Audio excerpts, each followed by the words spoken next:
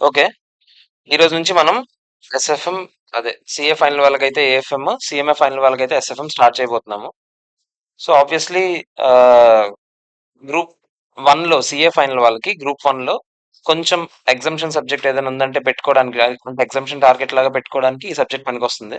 వేరే సీఎంఏ ఫైనల్ వాళ్ళకి మాత్రం ఈ సబ్జెక్టే కొంచెం గండంలాగా ఉంటది. సో అంటే డిఫరెన్స్ ఏంటి అనేది అంటే బేసిక్‌గా సీఎంఏ ఫైనల్ అంటే మనకు కొంచెం ఈజీగా ఉంటదనే థాట్‌లో అంటే కంపారిటివ్‌లీ సీఏ ఫైనల్‌తో కొంచెం ఈజీగా ఉంటది కంపేర్ చేసుకుంటే అనే థాట్‌తో డిటర్మైన్డ్ థాట్‌తో ఉంటాం కాబట్టి అలా అనిపించొచ్చేమో. కానీ యాక్చువల్‌గా ఏఎఫ్ఎం చాలా interesting subject.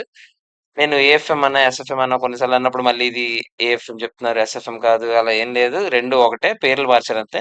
So strategic financial management అని ఉండేది. అడ్వాన్స్డ్ ఫైనాన్షియల్ మేనేజ్మెంట్ అని మార్చారు అంతే తప్ప ఇంకేం డిఫరెన్స్ లేదు. ఓకే. సో ఈ రోజు నుంచి మనం ఈ సబ్జెక్ట్ స్టార్ట్ చేయబోతున్నాం. చాలా చాలా ఇంట్రెస్టింగ్ సబ్జెక్ట్ ఇది. అంటే దీంట్లో ఫర్దర్‌గా మీరు అంటే ఈ సబ్జెక్ట్‌ని బేస్ చేసుకొని మీరు జాబ్ కెరియర్స్‌లో గాని అంటే దాంట్లో కూడా ఇంకా మూవ్ అవ్వచ్చు ఫర్దర్‌గా. అంటే సీఏతో ఆగిపోకుండా, సీఎంఏతో ఆగిపోకుండా ఇంకేదైనా చేద్దాం అని అనుకునే వాళ్ళకి కూడా ఈ సబ్జెక్ట్ మంచి బేస్ ఇస్తుందన్నమాట. అండ్ ఆల్సో ఈ సబ్జెక్ట్‌లో మనం నేర్చుకోబోయే టాపిక్స్ అన్నీ కూడా ప్రతి టాపిక్ ఏది బోరింగ్ టాపిక్ అంటూ ఉండదు. ప్రతి టాపిక్ కూడా సమ్స్ చేస్తూనే ఉంటాము. కానీ ప్రతి టాపిక్ కూడా మీకు మళ్ళీ చెప్తున్నాను. మనం ఇప్పుడు చెప్పబోయే ఆర్డర్ ఏదైతే ఉందో, ఈ ఒక్క చాప్టరే మిగతా వాటికి పెద్దగా సంబంధం ఉండకపోవచ్చు. అంటే మిగతా చాప్టర్స్‌తో. కానీ నెక్స్ట్ నుంచి చెప్పబోయే చాప్టర్స్ అన్నీ కూడా ఏదో ఒక దగ్గర కొద్దో గొప్పో ఇంటర్‌లింక్ అవుతది. అంటే కొంచెం అయినా సరే, ఒక పాయింట్ అయినా సరే ఇంటర్‌లింక్ అవ్వచ్చు. ఒక క్లాస్ మిస్ అయినా ఫసక్ అంతే పోచ్చు గాన్ అంతే. మళ్ళీ చెప్తున్నాను. సో, జాగ్రత్తగా ప్రతి క్లాస్ కూడా మిస్ అవ్వకుండా వినాలి. నేను ఇదే డైలాగ్ డీటీకి కూడా చెప్పాను. డీటీకి అంతే, దీనికి అంతే. రెండిటికి వర్తిస్తది. ఓకేనా? సో, మీరు అంటే ఏదో ఒక క్లాస్ స్కిప్ కొడదాం అర్థమైపోద్దిలే నెక్స్ట్ రోజు అని అనుకుంటే మాత్రం ఇంకెవడేం చేయలేడు. మీ కర్మ. ఓకే. సో, కొంచెం జాగ్రత్తగా వినండి. అండ్ మరీ ఇప్పుడు ఇదేమి నిద్రొచ్చే సబ్జెక్ట్ కూడా గాదు. సో, మీకు అంటే ఏ లా, కాస్ట్ ఆడిట్ విన్నట్టు ఉండదు. సో, చాలా ఇంట్రెస్టింగ్ సబ్జెక్ట్ కూడా. మనం అందుకే మధ్యాహ్నాలు చెప్తాం ఈ సబ్జెక్ట్. కొంచెం నిద్రపోతది ఆ టైంలో అయితే మనం సమ్స్ చేస్తూనే ఉంటాం కాబట్టి. రోజు ఆఫ్టర్‌నూన్స్ 1:30 నుంచి స్టార్ట్ అవుద్ది క్లాసు. 4:45 వరకు అవుద్ది. మధ్యలో ఒక 15 మినిట్స్ బ్రేక్ అవుతుంది. సో, ఒక 3 అవర్స్ క్లాస్ రోజు ఎఫెక్టివ్‌గా ఏఎఫ్ఎం అవుతది. ఓకేనా? సో, అసలు ఏంటి ఈ సబ్జెక్ట్‌లో ఏం నేర్చుకోబోతున్నాం ఏంటి అనేది వన్ బై వన్ మనం చూద్దాము. మనకి రకరకాల టాపిక్స్ ఉన్నాయి ఇందులో. ఎవరికైనా షేర్ మార్కెట్ లాంటివి ఇంట్రెస్ట్ ఉన్నా కూడా ఈ సబ్జెక్ట్ బాగా పనికొస్తుంది. సరే అయితే ఈ సబ్జెక్ట్ వస్తే మేమెళ్లి షేర్స్‌లో ఇన్వెస్ట్ చేసేయొచ్చా? కాదు. అస్సలు కాదు. మీకు ఈ సబ్జెక్ట్ వాడుకొని షేర్స్‌లో ఇన్వెస్ట్ చేద్దాం అనుకుంటే ఇంకా ఎక్కువ కన్‌ఫ్యూజ్ అయిపోతారేమో. కొన్నిసార్లు ఇవేవి వాడకుండా ప్రాక్టికల్ నాలెడ్జ్ కొంచెం ఉంటేనే పనికొస్తది షేర్ మార్కెట్‌లో. సో, ముందే చెప్తున్నాను డిస్క్లైమర్ లాగా అనుకోండి. ఈ సబ్జెక్ట్‌లో నేర్చుకున్నాం గదా! ఇది ఇలా చెప్పారు గదా! అలా అయిపోద్ది షేరు అని అనుకోకండి. ముందే చెప్తున్నాను. ఇది థియరటికల్‌గా ఇలా జరగాలి.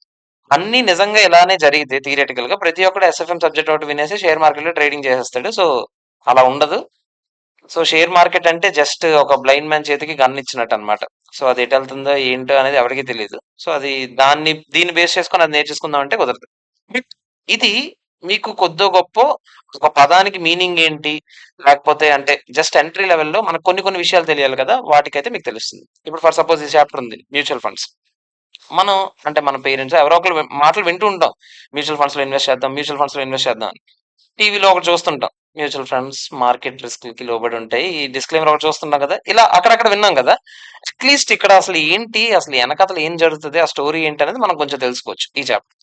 అండ్ ఆల్సో ఇందులో చాలా వరకు ప్రాక్టికల్ ఆస్పెక్ట్స్ కూడా కరెక్ట్ గానే ఉంటుంది. సో, మ్యూచువల్ ఫండ్స్ టాపిక్ మాత్రం మీరు ఎగ్జాక్ట్‌గా ఎలా అయితే వింటారో, మీరు ప్రాక్టికాలిటీలో కూడా మీరు అది డీల్ చేసుకోవచ్చు మ్యూచువల్ ఫండ్స్‌తో ఈ చాప్టర్ నేర్చుకొని. ఓకేనా? సో, అసలు సార్ ఇప్పుడు మొత్తం ఓవర్‌వ్యూ ఏంటి? ఆ సబ్జెక్ట్‌లో ఏమేమి ఉంటాయంటే, మీకు చెప్పాను నేను ఆల్రెడీ. రకరకాల టాపిక్స్ ఉంటాయి ఇందులో. ఒక టాపిక్‌తో ఒక టాపిక్‌కి కొంచెం కొంచెం లింక్ ఉంటది. బట్ అన్నీ ఏమి ఇంటర్‌లింక్డ్ ఏం కాదు. ఆహ్, అండ్ ఈ చాప్టర్ మాత్రం మనం మాట్లాడినప్పుడు నేను చెప్పాను కదా! సో, దీనికి ఏం సంబంధం ఉండదు వేరే చాప్టర్స్‌తో. సో, ముందు మనం ఈ టాపిక్ గురించి మాత్రమే తెలుసుకుందాం ఈరోజు. ఓకే. ఏంటి సార్ అసలు మ్యూచువల్ ఫండ్స్ అంటే? ఒకడు మనం ఉన్నాం ఇప్పుడు ఫర్ ఎగ్జాంపుల్. జాబ్ చేసాం, లేకపోతే బిజినెస్ చేస్తున్నాం. డబ్బులు సంపాదించుకున్నాం. సంపాదించిన డబ్బులు తీసుకెళ్ళి ఎక్కడో దగ్గర సేవ్ చేయాలి. ఎందుకంటే సేవ్ చేయకపోతే నాలా తయారవుతారు. సో, మీరు బేసిక్‌గా ఎప్పుడైనా సంపాదించడం ఇంపార్టెంట్ కాదు. సంపాదించిన వెల్త్ ఏదైతే ఉందో దాన్ని గ్రో చేయడం ఇంపార్టెంట్. అర్థమైందా? సంపాదించడం ఒకరోజు ఒకడు సంపాదించగలడు, ఇంకో రోజు సంపాదించలేడు. కానీ సంపాదించింది ఏదైతే ఉందో అమౌంట్ కానివ్వచ్చు, ఏదైనా కానివ్వచ్చు. అది మీరు ఖచ్చితంగా దాన్ని ఫ్యూచర్‌లో ఎలా గ్రో చేయాలనేది ముందు నుంచే ప్లాన్ జేసుకోవాలి. మాకు అంత డీటెయిల్‌గా ముందు ఎవరు చెప్పలేదు కాబట్టి మేము చేసుకోలేకపోయాం. అలాగా ఓహో! ఇంతుంటదా అని ఇప్పుడు తెలుస్తుంది. ఇప్పుడు ఖర్చులు పెట్టే కొద్దీ ముందు అదే ఆ రోజు అలా ప్లాన్ చేసుకొని ఉండుంటే బావున్నేమో! కొంచెమైనా డబ్బులు మిగిలుండేదేమో! ఏదో కొద్దో గొప్పో తెలియకుండా ఇన్వెస్ట్ చేసిన కొంచెం అమౌంట్ అట్‌లీస్ట్ ఇప్పుడు ఇంత కొంచెమైనా పనికొచ్చింది నాకు. అంటే ముందు నుంచి మనం కరెక్ట్‌గా ప్లాన్ చేసుకుంటే ఖచ్చితంగా ఫ్యూచర్‌లో ఎక్కడో దగ్గర దేని అవసరం ఎప్పుడు పడుతుందో మనకు తెలీదు. సింపుల్‌గా చెప్పాలంటే. సో, అలాంటప్పుడు మనం ఖచ్చితంగా ఎంతో కొంత సేవింగ్స్‌లో పెట్టుకోవాలి. మరిప్పుడు సేవ్ చేయాలి. అదైతే మనకొక క్లారిటీ ఉంది. ఎక్కడ సేవ్ చేయాలి? ఎంత సేవ్ చేయాలి? ఇదొక డిస్కషన్ ఉంటుంది గదా! మన పేరెంట్స్ అయితే జనరల్‌గా అంటే ఇప్పుడు మరీ ఎడ్యుకేటెడ్ పేరెంట్స్ అనుకోండి. వాళ్ళకి షేర్స్, మ్యూచువల్ ఫండ్స్ ఇలాంటివన్నీ తెలుస్తాయేమో. బట్ ఇప్పుడు ఒక మిడిల్ క్లాస్ ఫ్యామిలీ లేదా లోవర్ మిడిల్ క్లాస్ ఫ్యామిలీ అయితే వాళ్ళకి మహా అయితే ఏం తెలుస్తది? చీటీ పాట పాడతాము. అంటే చీటీల్లో డబ్బులు పెడతాము. లేకపోతే ఏ పోస్టల్ బుక్‌లో అదే పోస్టల్ టర్మ్ ఇన్స్యూరెన్స్ లాగా బేసిక్‌గా. ఎలా ఎంతో కొంత సేవ్ చేసుకుంటాము. ఇలా టర్మ్ ప్లాన్స్‌లో పెట్టుకుంటాం. ఇలా రకరకాల సేవింగ్స్‌లో పెడతాం. మేజర్‌గా మనం చూసేది సేవింగ్స్‌లో ఏంటి? ఫస్ట్ సేవింగ్స్ బ్యాంక్‌లో దాచామనుకోండి. ఫస్ట్ ఒక్కొక్క దాని గురించి మాట్లాడదాం మనం. దాస్తే దాంట్లో అడ్వాంటేజెస్ ఏంటి? డిసడ్వాంటేజెస్ ఏంటో చూద్దాం. ఇప్పుడు ఒక సేవింగ్స్ అకౌంట్‌లో డబ్బులేసాననుకోండి. దీనివల్ల అడ్వాంటేజ్ ఏంటి? సేవింగ్స్ అకౌంట్ కాబట్టి పెద్దగా ఏం అంటే దాంట్లో రిస్క్ అయితే ఏం లేదు. డబ్బులు అలాగే ఉంటాయి. మరీ ఆ బ్యాంక్ మరీ దరిద్రం కొట్టు బ్యాంక్ అయితే ఏదో ఒక రోజు దివాలా తీసేస్తే మనం ఏం చేయలేం గానీ, కానీ ఈ రోజుల్లో అంటే ఇప్పుడు యెస్ బ్యాంక్ లాంటి బ్యాంకులే కూలిపోతున్న టైంలో యెస్ బ్యాంక్ అని ఒక బ్యాంక్ ఉంది. సో, అది కూలిపోతున్న టైంలో అది రీస్ట్రక్చర్ చేసి ఏదో ఒకటి చేసి కాపాడేసారు మొత్తానికి. అంటే దాని గురించి మనం డీటెయిల్‌లో మాట్లాడుకుంటాం ఐఎఫ్ఓఎస్‌లో. అలాంటి వాటికే ఏదో ఒకటి చేసి కాపాడారంటే అంత పెద్ద బ్యాంక్. అప్పటికి fourth largest private bank. Yes bank. అంటే ఈ స్టోరీ జరుగుతున్న టైంకి 2021, 2022 ఆ టైంలో. అలాంటి బ్యాంకుల్ని ఏదో ఒకటి చేసి మొత్తానికి రీస్ట్రక్చర్ చేసి ఎస్‌బీఐ కొంచెం ఇన్వెస్ట్ చేసి, హెచ్‌డీఎఫ్‌సీ కొంచెం ఇన్వెస్ట్ చేసి, ఐసీఐసీఐ కొంచెం ఇన్వెస్ట్ చేసి, ఆర్‌బీఐ మొత్తానికి బ్రహ్మాస్త్రాలు లాంటివన్నీ వాడి దాన్ని కాపాడింది ఏదో ఒక విధంగా. అందులో ఇప్పుడు ఎందుకంటే ఒక పంజాబ్‌లో ఒక చిన్న ప్రైవేట్ ఇప్పుడు ఆంధ్రప్రదేశ్‌లో ఏపీజీబీ బ్యాంక్ ఉంది. ఆంధ్ర ప్రగతి గ్రామీణ బ్యాంక్. అలా పంజాబ్‌లో కొన్ని లోకల్ బ్యాంక్స్ ఉంటాయి కదా! అలా ఏదో ఒక లోకల్ బ్యాంక్ సడెన్‌గా ఆపేయడం వల్లనే చాలా అంటే ఆళ్ళేదో ఫ్రాడ్ చేయడం వల్ల చాలా మంది ఇన్వెస్టర్స్ దానివల్ల సఫర్ అయ్యారు. ఎంప్లాయీస్ కానివ్వచ్చు, ఇన్వెస్టర్స్ కానివ్వచ్చు. అలాంటిది యెస్ బ్యాంక్ గనక నిజంగా కూలిపోయి ఉండుంటే అంటే యెస్ బ్యాంక్ కూలిపోవడం in the sense yes bank పూర్తిగా మూసేసి ఉండుంటే ఏదో ఒక రీజన్ వల్ల దోల తీరిపోయేది మొత్తం ఇండియన్ ఎకానమీ సింపుల్ చెప్పాలంటే. ఎందుకంటే ఇప్పుడు యెస్ బ్యాంక్ మీద డిపెండ్ అయ్యి ఎంత ఎంప్లాయీసే 10,00,000 మెంబర్స్ ఉంటారు దగ్గర దగ్గర. యెస్ బ్యాంక్ మీద డిపెండ్ అయ్యి. ఎంప్లాయీస్ అంతమంది ఉన్నారంటే అకౌంట్ హోల్డర్స్ ఎంతమంది ఉంటారు? ఇప్పుడు యెస్ బ్యాంక్ లాంటివి ఎంత పెద్ద పెద్ద కంపెనీస్‌తో టై అప్ ఉంది. ఇప్పుడు ఫోన్‌పే ఉంది. యెస్ బ్యాంక్‌తో టై అప్. ఇప్పుడు ఫోన్‌పే ఎఫెక్ట్ అయితే దానివల్ల ఎవరెవరికి ఎఫెక్ట్ అవుతది? ఎన్ని ట్రాన్సాక్షన్స్ మధ్యలో ఉండిపోవచ్చు? అసలు ఊహించుకోవడానికే చాలా భయంకరంగా ఉంటది. యెస్ బ్యాంక్ కూలిపోతున్న టైంలో మొరటోరియం అనౌన్స్ చేశారు.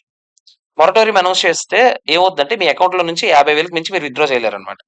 జనాలకి మీరు ఏమి చెప్పకపోతే ఆళ్ళు బానే ఉంటారు. మీరిది అనౌన్స్ చేశారనుకోండి ఆళ్ళింకా భయపడతారు. భయపడి నా డబ్బులకేదో అవుతదేమో ఇంకా విత్‌డ్రా చేయడానికి ట్రై చేస్తారు. మీకు అర్థమవుతుందా? సో, దీనివల్ల ఏమవుతది ఇంకా భయాలు పెరిగిపోతాయి. అసలు నేను ఇదంతా దేనికి ఎందుకెళ్తున్నానో కూడా నాకు అర్థం కాలేదు. సో, మనం ఇప్పుడు మాట్లాడుతుంది ఏంటి బేసిక్‌గా బ్యాంకులు సేఫ్. సో, దాని గురించి సో, సేవింగ్స్ అకౌంట్‌లో నేను డబ్బులు దాచుకున్నాననుకోండి. ఇంట్రెస్ట్ ఏం రాదు నాకు. చాలా చాలా తక్కువ పర్సెంటేజ్ ఆఫ్ ఇంట్రెస్ట్ ఉంటది. 4%, 3% వస్తది. అది కూడా ప్రైవేట్ బ్యాంక్స్ అయితే ఇస్తాయి. పబ్లిక్ బ్యాంక్స్ అయితే నేషనలైజ్డ్ బ్యాంక్స్ అయితే ఇంకొంచెం తక్కువ ఇస్తాయి. ఓకేనా? సో, సేవింగ్స్ అకౌంట్‌లో డబ్బులైతే పెద్దగా ఎవరు పెట్టరు. ఈ రోజుల్లో అయితే అసలు ఎవరు పెట్టరు. ఓకే. అది పోయింది ఇట్స్ గాన్. ఇంకోటేంటి పేరెంట్స్ ఖచ్చితంగా తెలిసేదేంటి గోల్డ్. గోల్డ్‌లో ఇన్వెస్ట్ చేస్తారు. అదైతే పక్కాగా అందరూ చేస్తారు. ఓకేనా? గోల్డ్‌లో ఫిజికల్‌గా గోల్డ్ కొనేవాళ్ళు చాలా మందుంటారు. బట్ కొంతమంది డిజిటల్ గోల్డ్‌తోని ఏదో ఒక విధంగా అంటే ఇప్పుడు కొంతమంది ఏం చేస్తారు, ఇప్పుడు ఈ గోల్డ్ షాప్స్‌లో పెద్ద పెద్ద గోల్డ్ షాప్స్‌లో అయితే స్కీమ్స్ ఉంటాయి. ఎంతో కొంత మీరు ప్రతి మంత్ ఇంత ఇన్వెస్ట్ చేశారనుకోండి. అది ఇంత అయ్యాక దానికి సంబంధించి ఒక తులం అయితే తులం వస్తువు, లేకపోతే 2 తులాలైతే 2 తులాల వస్తువు అలా కొనుక్కోవచ్చు. తరుగుండదు, గడిద గుడ్డుండదు. ఏదో మొత్తానికి ఇలా రకరకాల స్కీమ్‌లయితే వచ్చాయి గోల్డ్‌కి సంబంధించి. అండ్ లాస్ట్ ఇయర్ అయితే యాక్చువల్లీ లాస్ట్ 24-25 25 క్యాలెండర్ ఇయర్ గురించి మాట్లాడదాం. 2025 క్యాలెండర్ ఇయర్ అయితే గోల్డ్‌లో చాలా మంచి రిటర్న్స్ వచ్చాయి. గోల్డ్‌లో ఇన్వెస్ట్ చేసిన వాళ్ళకి. అంటే 24 ఎండింగ్ టైమ్‌లో కొని, ఈ రోజుకి మీ గోల్డ్ వాల్యూ చూసుకుంటే చాలా మంచి రిటర్న్స్ వచ్చాయి గోల్డ్‌లో. 100% రిటర్న్ వచ్చిందనన్నా ఆశ్చర్యపోనక్కర్లేదు గోల్డ్. కానీ అలా ప్రతి సంవత్సరం జరగదు.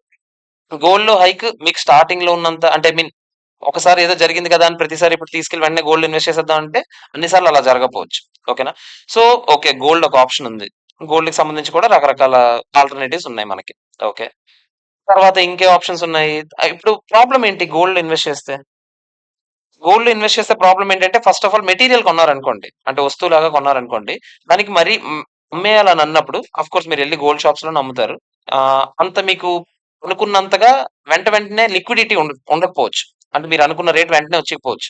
మీరు దానికోసం మళ్ళీ తిరుగుతారు. ఇదంతా ప్రాబ్లమ్ అయితే ఉంటది. అంటే ఒక షేర్ కొని అమ్మినంత ఈజీగా మీరు గోల్డ్ కొని అమ్మలేకపోవచ్చు. అదో ప్రాబ్లమ్ అయితే ఉంటది. ఓకేనా? బట్ అంత పెద్ద ప్రాబ్లమ్ కాదు. బట్ హౌవెవర్ మీకు గోల్డ్‌లో అంత ఎక్కువ రిటర్న్స్ ప్రతిసారి రాకపోవచ్చని చెప్పాను. అదొక మెయిన్ ఇష్యూ. ఓకే. గోల్డ్ అయిపోయింది. ఇంకోటేంటి అందరూ కామన్‌గా చూసేది ల్యాండో, ప్రాపర్టీసో ఏదో ఒకటి కొనడం. అంతేనా? సో, మీరు ప్రాపర్టీస్ లాంటి వాటిలో ఇన్వెస్ట్ చేశారనుకోండి. Of course over the long period మీరు కొంచెం వెయిట్ చేస్తే దానిలో రిటర్న్స్ అయితే ఉంటాయి. బట్ మీకు తెలిసిందే రియల్ ఎస్టేట్ ఎలా ఉంటుందో, ఒకసారి ఇప్పుడు ఇక్కడ ఒక హైవే ఏస్తున్నారంటే ఈ పక్కన రేట్ పెరగొచ్చు. మళ్ళీ ఇప్పుడు ఎవడో పార్టీ మారాడనుకోండి, అక్కడ హైవే క్యాన్సిల్ అన్నాడనుకోండి, ఆళ్ళ ఇంటి దగ్గర ఆడు హైవే ఏసుకుంటున్నాడనుకోండి, అప్పుడు ఇక్కడ రేట్ మళ్ళీ పడిపోవచ్చు. సో, ఈ రిస్క్‌లయితే ఉంటాయి ఖచ్చితంగా రియల్ ఎస్టేట్‌తో. అండ్ ఆల్సో రియల్ ఎస్టేట్‌లో మీరు ఇన్వెస్ట్ చేశారనుకోండి, చాలా ఎక్కువ అమౌంట్ కావాలి. ఇప్పుడు నా దగ్గర రూ. 10 ఉంది. ఓహ్! రూ. 10 వద్దులే మరి. రూ. 1000 ఉంది. నేను కావాలంటే కొన్ని షేర్స్ కొనగలనేమో. అవునా? ఇప్పుడు రూ. 1000 ఉంది. ల్యాండ్‌లో చిన్న ముక్క ఇవ్వండి అంటే ఇస్తాడా? ఇవ్వడు. అంతేనా? సో, డిజిటల్ గోల్డ్ మళ్ళీ మీకు పనికొస్తది ఈ విషయంలో. మీకు అంత వర్త్‌కి సంబంధించిన గోల్డ్ ఎంతో కొంత ఎంత సమ్ పాయింట్ గ్రామ్స్ ఏదో కొనుక్కోవచ్చు మీరు. సేమ్ అలాగే రియల్ ఎస్టేట్‌లో మాత్రం మీరిలా చేయలేరు. అంటే మీరు రియల్ ఎస్టేట్‌లో ఇన్వెస్ట్ చేద్దాం అని అనుకునేది ఎవరికి పనికొస్తది? బాగా హ్యూజ్ క్యాపిటల్ బేస్ ఉన్న వాళ్ళకి పనికొస్తది. లేకపోతే కష్టమే. అవునా? అంటే మీరు ఒక 30, 40 లాక్స్ పోనీ అంత కాకపోయినా ఒక 20 లాక్స్ అయినా అట్‌లీస్ట్ 10 అబోవ్ అయితే మినిమమ్ 20 లాక్స్ టు ఒక 50 వరకు ఉంటే మీరు ఒక ప్లాట్ కొందాము. ఒక ల్యాండ్ ఏదైనా కొందాం. లేకపోతే ఒక చిన్న కన్‌స్ట్రక్షన్ ప్లాన్ చేసుకుందాం. అలా ఏదైనా ప్లాన్ చేసుకోవచ్చు. క్యాపిటల్ అయితే కొంచెం ఎక్కువ కావాలి. సో, అందరు మధ్య తరగతి వాళ్ళకైతే అది కొంచెం కష్టమైన ఆప్షనే. ఏది? ల్యాండ్ అనేది. ఇంకేం ఆప్షన్స్ ఉన్నాయి? ఎఫ్‌డి ఉంది. అవునా? ఎఫ్‌డి కూడా ప్రాబ్లమ్ ఏంటంటే, ఈ రోజుల్లో ప్రైవేట్ బ్యాంక్స్ ఎఫ్‌డి ఎప్పుడు కావాలంటే ఇప్పుడు బ్రేక్ చేసుకోవచ్చని చెప్తున్నారు. బట్ ఎఫ్‌డిలో కూడా మీకు రిటర్న్స్ ఇప్పుడు మీకు అంత అట్రాక్టివ్‌గా ఉండకపోవచ్చు. అంటే ఇప్పుడు నేను ఇంత పెడుతున్నాను కదా! ఎంత ఎక్కువ పెట్టినా కూడా మీకు ఇప్పుడు రూ. 1,00,00,000 పెట్టారనుకోండి. మహా అయితే ఇప్పుడు ఒక 7% అలా రిటర్న్ వచ్చిందనుకోండి. 7-8% మధ్యలో. అంటే రూ. 1,00,00,000కి 1 ఇయర్‌కి మీకు ఎంతొస్తది 8% రిటర్న్ అంటే 8,00,000 వస్తది మీకు. అవునా? అంతగా నచ్చకపోవచ్చు. ఆ ఫిగర్ ఎవరికీ. అంటే రూ. 1,00,00,000 ఇన్వెస్ట్ చేసిన వాడికి 8,00,000 పెద్దగా ఏమి అనిపించకపోవచ్చు. అండ్ ఆల్సో రూ. 1,00,00,000 కాదు. మీరు ఒక రూ. 1,00,000 ఇన్వెస్ట్ చేసినా 8,000 వస్తదంటే మీకు పెద్దగా ఏమి అనిపించకపోవచ్చు. సో, ఎఫ్‌డిలో ఒక మెయిన్ డిసడ్వాంటేజ్ ఏంటంటే లాంగ్ పీరియడ్ వరకు వెయిట్ చేయాలి. అండ్ ఆల్సో సేఫ్ సైడ్ అది ఎఫ్‌డి అనేది. ఎందుకంటే మీరు భయపడక్కర్లేదు. మళ్ళీ ఇప్పుడు ఏదైనా అవుతుందా? ఏంటి? ఒకసారి చెక్ చేసుకుందామా? అలా ఏం లేదు. డబ్బులు పెట్టామా? ప్రశాంతంగా ఉన్నామా? ఓకేనా? సో, అదొక అడ్వాంటేజ్ ఉంది. బట్ డిసడ్వాంటేజ్ అయితే అన్నిట్లో మెయిన్ ఇప్పటి వరకు చూసిన వాటన్నిటిలో రిటర్న్స్ ఉన్నాయి కొన్ని దగ్గరలో. ఇప్పుడు రియల్ ఎస్టేట్‌లో రిటర్న్స్ ఉండొచ్చు. కాకపోతే ప్రాబ్లమ్ ఏంటి?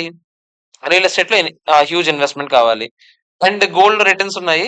బట్ గోల్డ్ కొంతమంది ఇష్టపడతారు. కొంతమంది ఇష్టపడకపోవచ్చు. అంటే గోల్డ్‌లో ట్రేడ్ చేయడానికి. అండ్ మిగతావి మీకు నేను చెప్పినట్టుగా సేవింగ్స్ అకౌంట్ కానివచ్చు, ఎఫ్‌డి కానివచ్చు లో రిటర్న్స్ ఉన్నాయి. అదొక మెయిన్ డిసడ్వాంటేజ్ లాగా చూస్తున్నాను.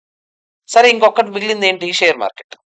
ఇప్పుడు ఈ షేర్ మార్కెట్ అనేది మీకు హై రిటర్న్స్ తీసుకురావడానికి ఛాన్సెస్ ఉన్నాయి. At the same time high losses కూడా రావడానికి ఛాన్సెస్ ఉన్నాయి.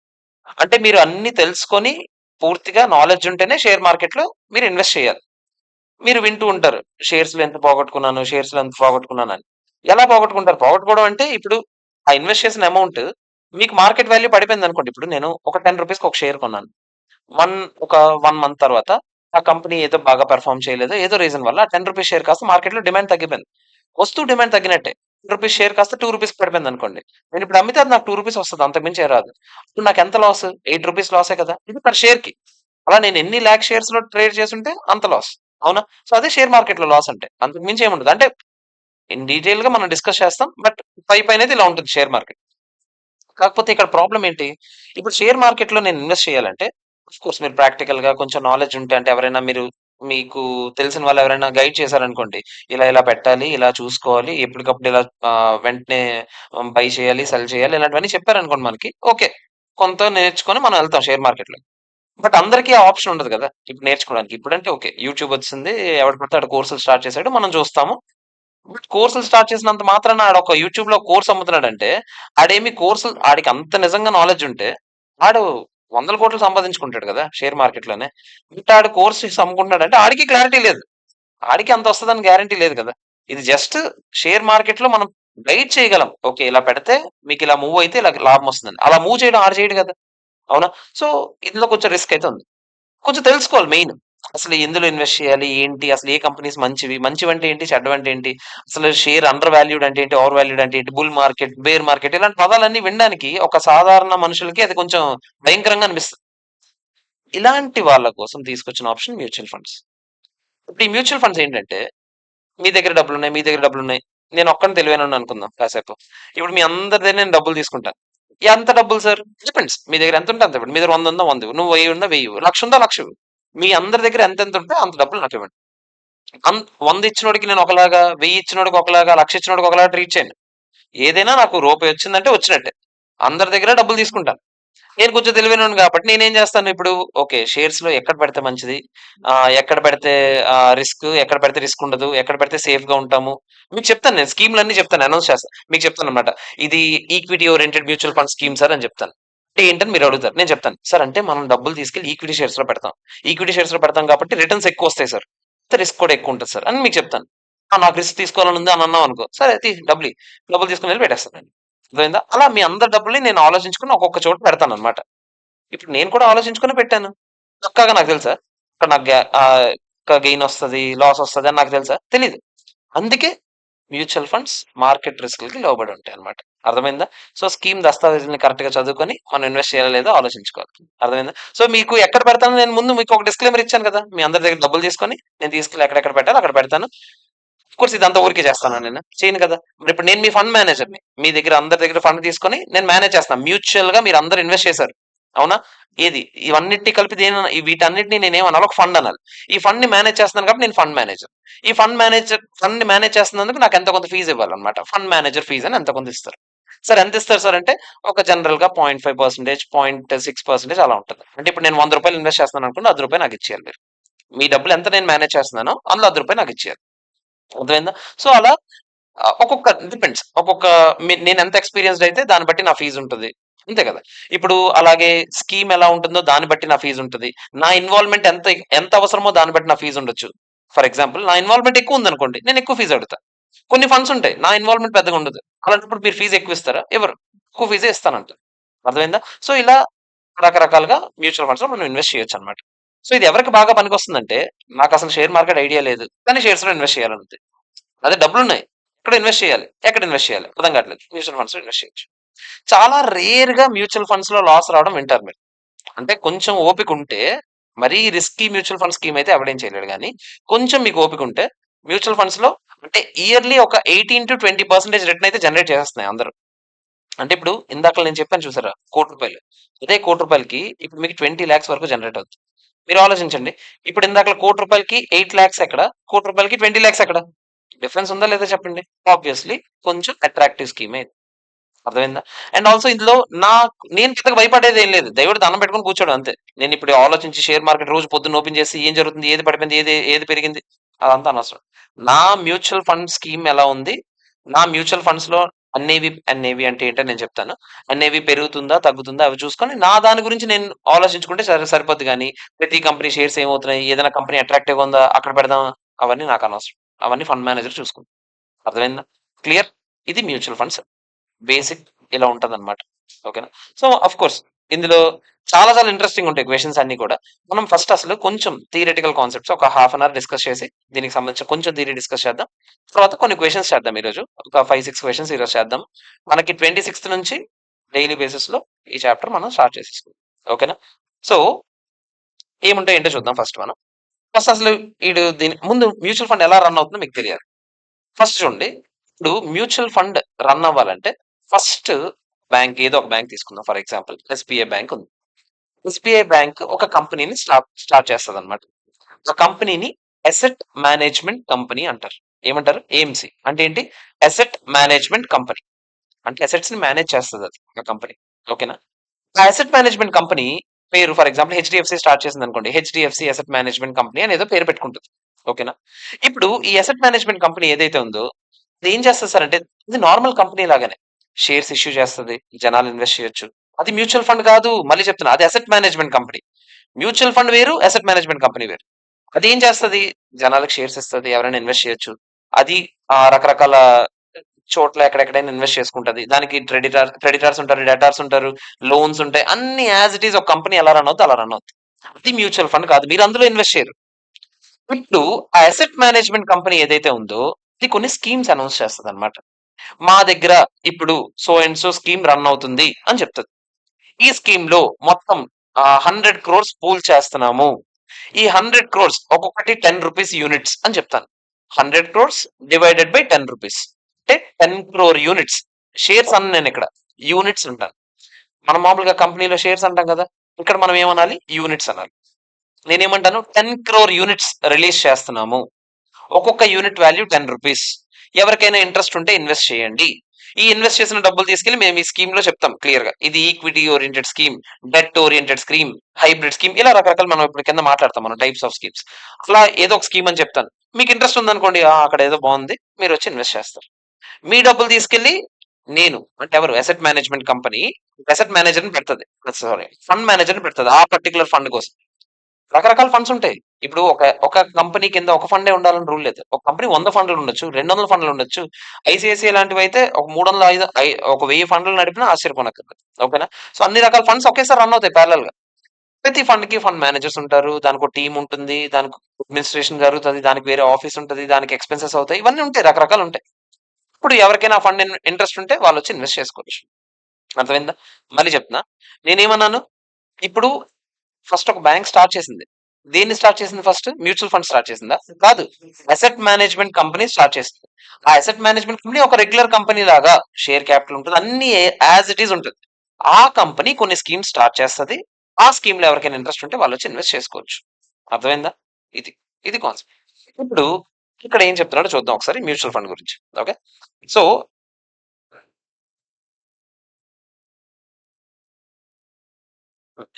ఏ mutual fund is a trust that pools money from multiple investors. మనలాంటి వాళ్ళందరి దగ్గర నుంచి మనీ అంతా మొత్తం పూల్ చేస్తుందంట to invest in the capital market. Capital market అంటే షేర్ మార్కెట్ బేసిక్. ఓకేనా? షేర్స్ లోని, డిబెంచర్స్ లోని, బాండ్స్ లోని, రకరకాల వాటిలో ఇన్వెస్ట్ చేస్తారు. ఓకేనా? It provides way for individuals to participate in diversified investment portfolio manage by professionals. ఎప్పుడైనా సరే గుర్తుపెట్టుకోండి, మీ దగ్గర డబ్బులు ఉన్నాయి అనుకోండి, తీసుకెళ్ళి ఒకే చోట పెట్టకూడదు. వీలైనంత రకరకాల చోట్ల పెట్టాలి. ఎందుకు? ఏదైనా ఒక చోట కోల్పోయినా కూడా ఇంకోటి కవర్ చేస్తుంది మీకు. మీరు మొత్తం డబ్బులు తీసుకెళ్ళి ఒకే చోట పెట్టారనుకోండి, ఆబ్వియస్లీ అక్కడ ఏదైనా దడేలు అయింది అనుకోండి, పోచ్ మొత్తం డబ్బులు గోన్ ఒకేసారి. అందుకే మీరు ఏం చేయాలి, వీలైనంత డైవర్సిఫైడ్ గా పెట్టుకోవాలి మీ డబ్బులు. అది మీకు రాకపోతే మీరు వెళ్ళి వాళ్ళకి డబ్బులు ఇవ్వండి, వాళ్ళు వెళ్ళి అదే కాన్సెప్ట్ ని వాళ్ళు అప్లై చేసుకోవచ్చు.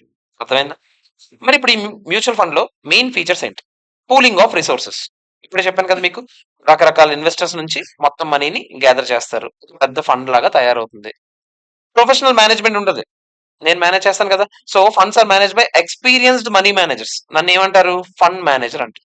Who makes investment decisions based on the scheme's objectives. నేను ఎక్కడ పడితే అక్కడ పెట్టకూడదు. నేను ఎలా పొద్దున్న వేసి చీటీలు వేద్దాం, మెచ్యూర్డ్ గా ఆలోచిద్దాం అనేసి చీటీలు వేసి ఓకే కంపెనీ పేరు వచ్చింది వెళ్ళి పెడదాం అంటే అవదు. అలా చేయకూడదు. నేను మీకు ముందే చెప్పాను కదా, ఇది ఈక్విటీ ఓరియంటెడ్ స్కీమ్ సార్ అని చెప్పాను. నేను తీసుకెళ్ళి డిబెంచర్స్ లో పెట్టచ్చు, ఇప్పుడు పెట్టకూడదు, తీసుకెళ్ళి ఈక్విటీ షేర్స్ లోనే పెట్టాలి. మన స్కీమ్ ఆబ్జెక్టివ్స్ ఏంటో చూడాలి. మన స్కీమ్ ఆబ్జెక్టివ్స్ ముందే చెప్పాం, హై రిస్క్ హై రిటర్న్ అని. మరి రిస్క్ ఎక్కువ ఉంటుందని ముందే చెప్తాం, రిటర్న్ కూడా ఎక్కువ తెప్పిస్తానని చెప్పాను నేను మీకు. సో నేను తీసుకెళ్ళి అలాంటి వాటిలోనే ఇన్వెస్ట్ చేయాలి. అర్థమైందా? ఏదో కొత్తగా ఒక ఐపీఓ వచ్చింది, చాలా సేఫ్ గా ఉంటది అని చెప్తే నేను అక్కడ ఇన్వెస్ట్ చేసాను. నాకు ఎక్కడైతే నేను నా ఆబ్జెక్టివ్స్ ప్రకారం నేను మీకు మాట ఇచ్చానో దాని ప్రకారం ఇన్వెస్ట్ చేస్తాను. ఓకే, ఆబ్వియస్లీ ఇన్వెస్టర్స్ ఎవరైతే ఉన్నారో, అంటే మీరు అంతా డబ్బులు పెట్టారు కదా, మిమ్మల్ని ఏమనాలి? యూనిట్ హోల్డర్స్ అనాలి. ఇక పైన మిమ్మల్ని యూనిట్ హోల్డర్స్ అనాలి. మీరు హోల్డ్ చేస్తున్న వాటిని ఏమనాలి? షేర్స్ కాదు ఇవి, యూనిట్స్ అని చెప్పి. Owning a proportion of the funds assets based on the units they hold. మీ చేతిలో మొత్తం ఫండ్ దగ్గర అసెట్స్ ఉంటాయి కదా, నెట్ అసెట్స్. ఫర్ ఎగ్జాంపుల్ అందరూ కలిసి 100 కోట్లు ఇచ్చారు.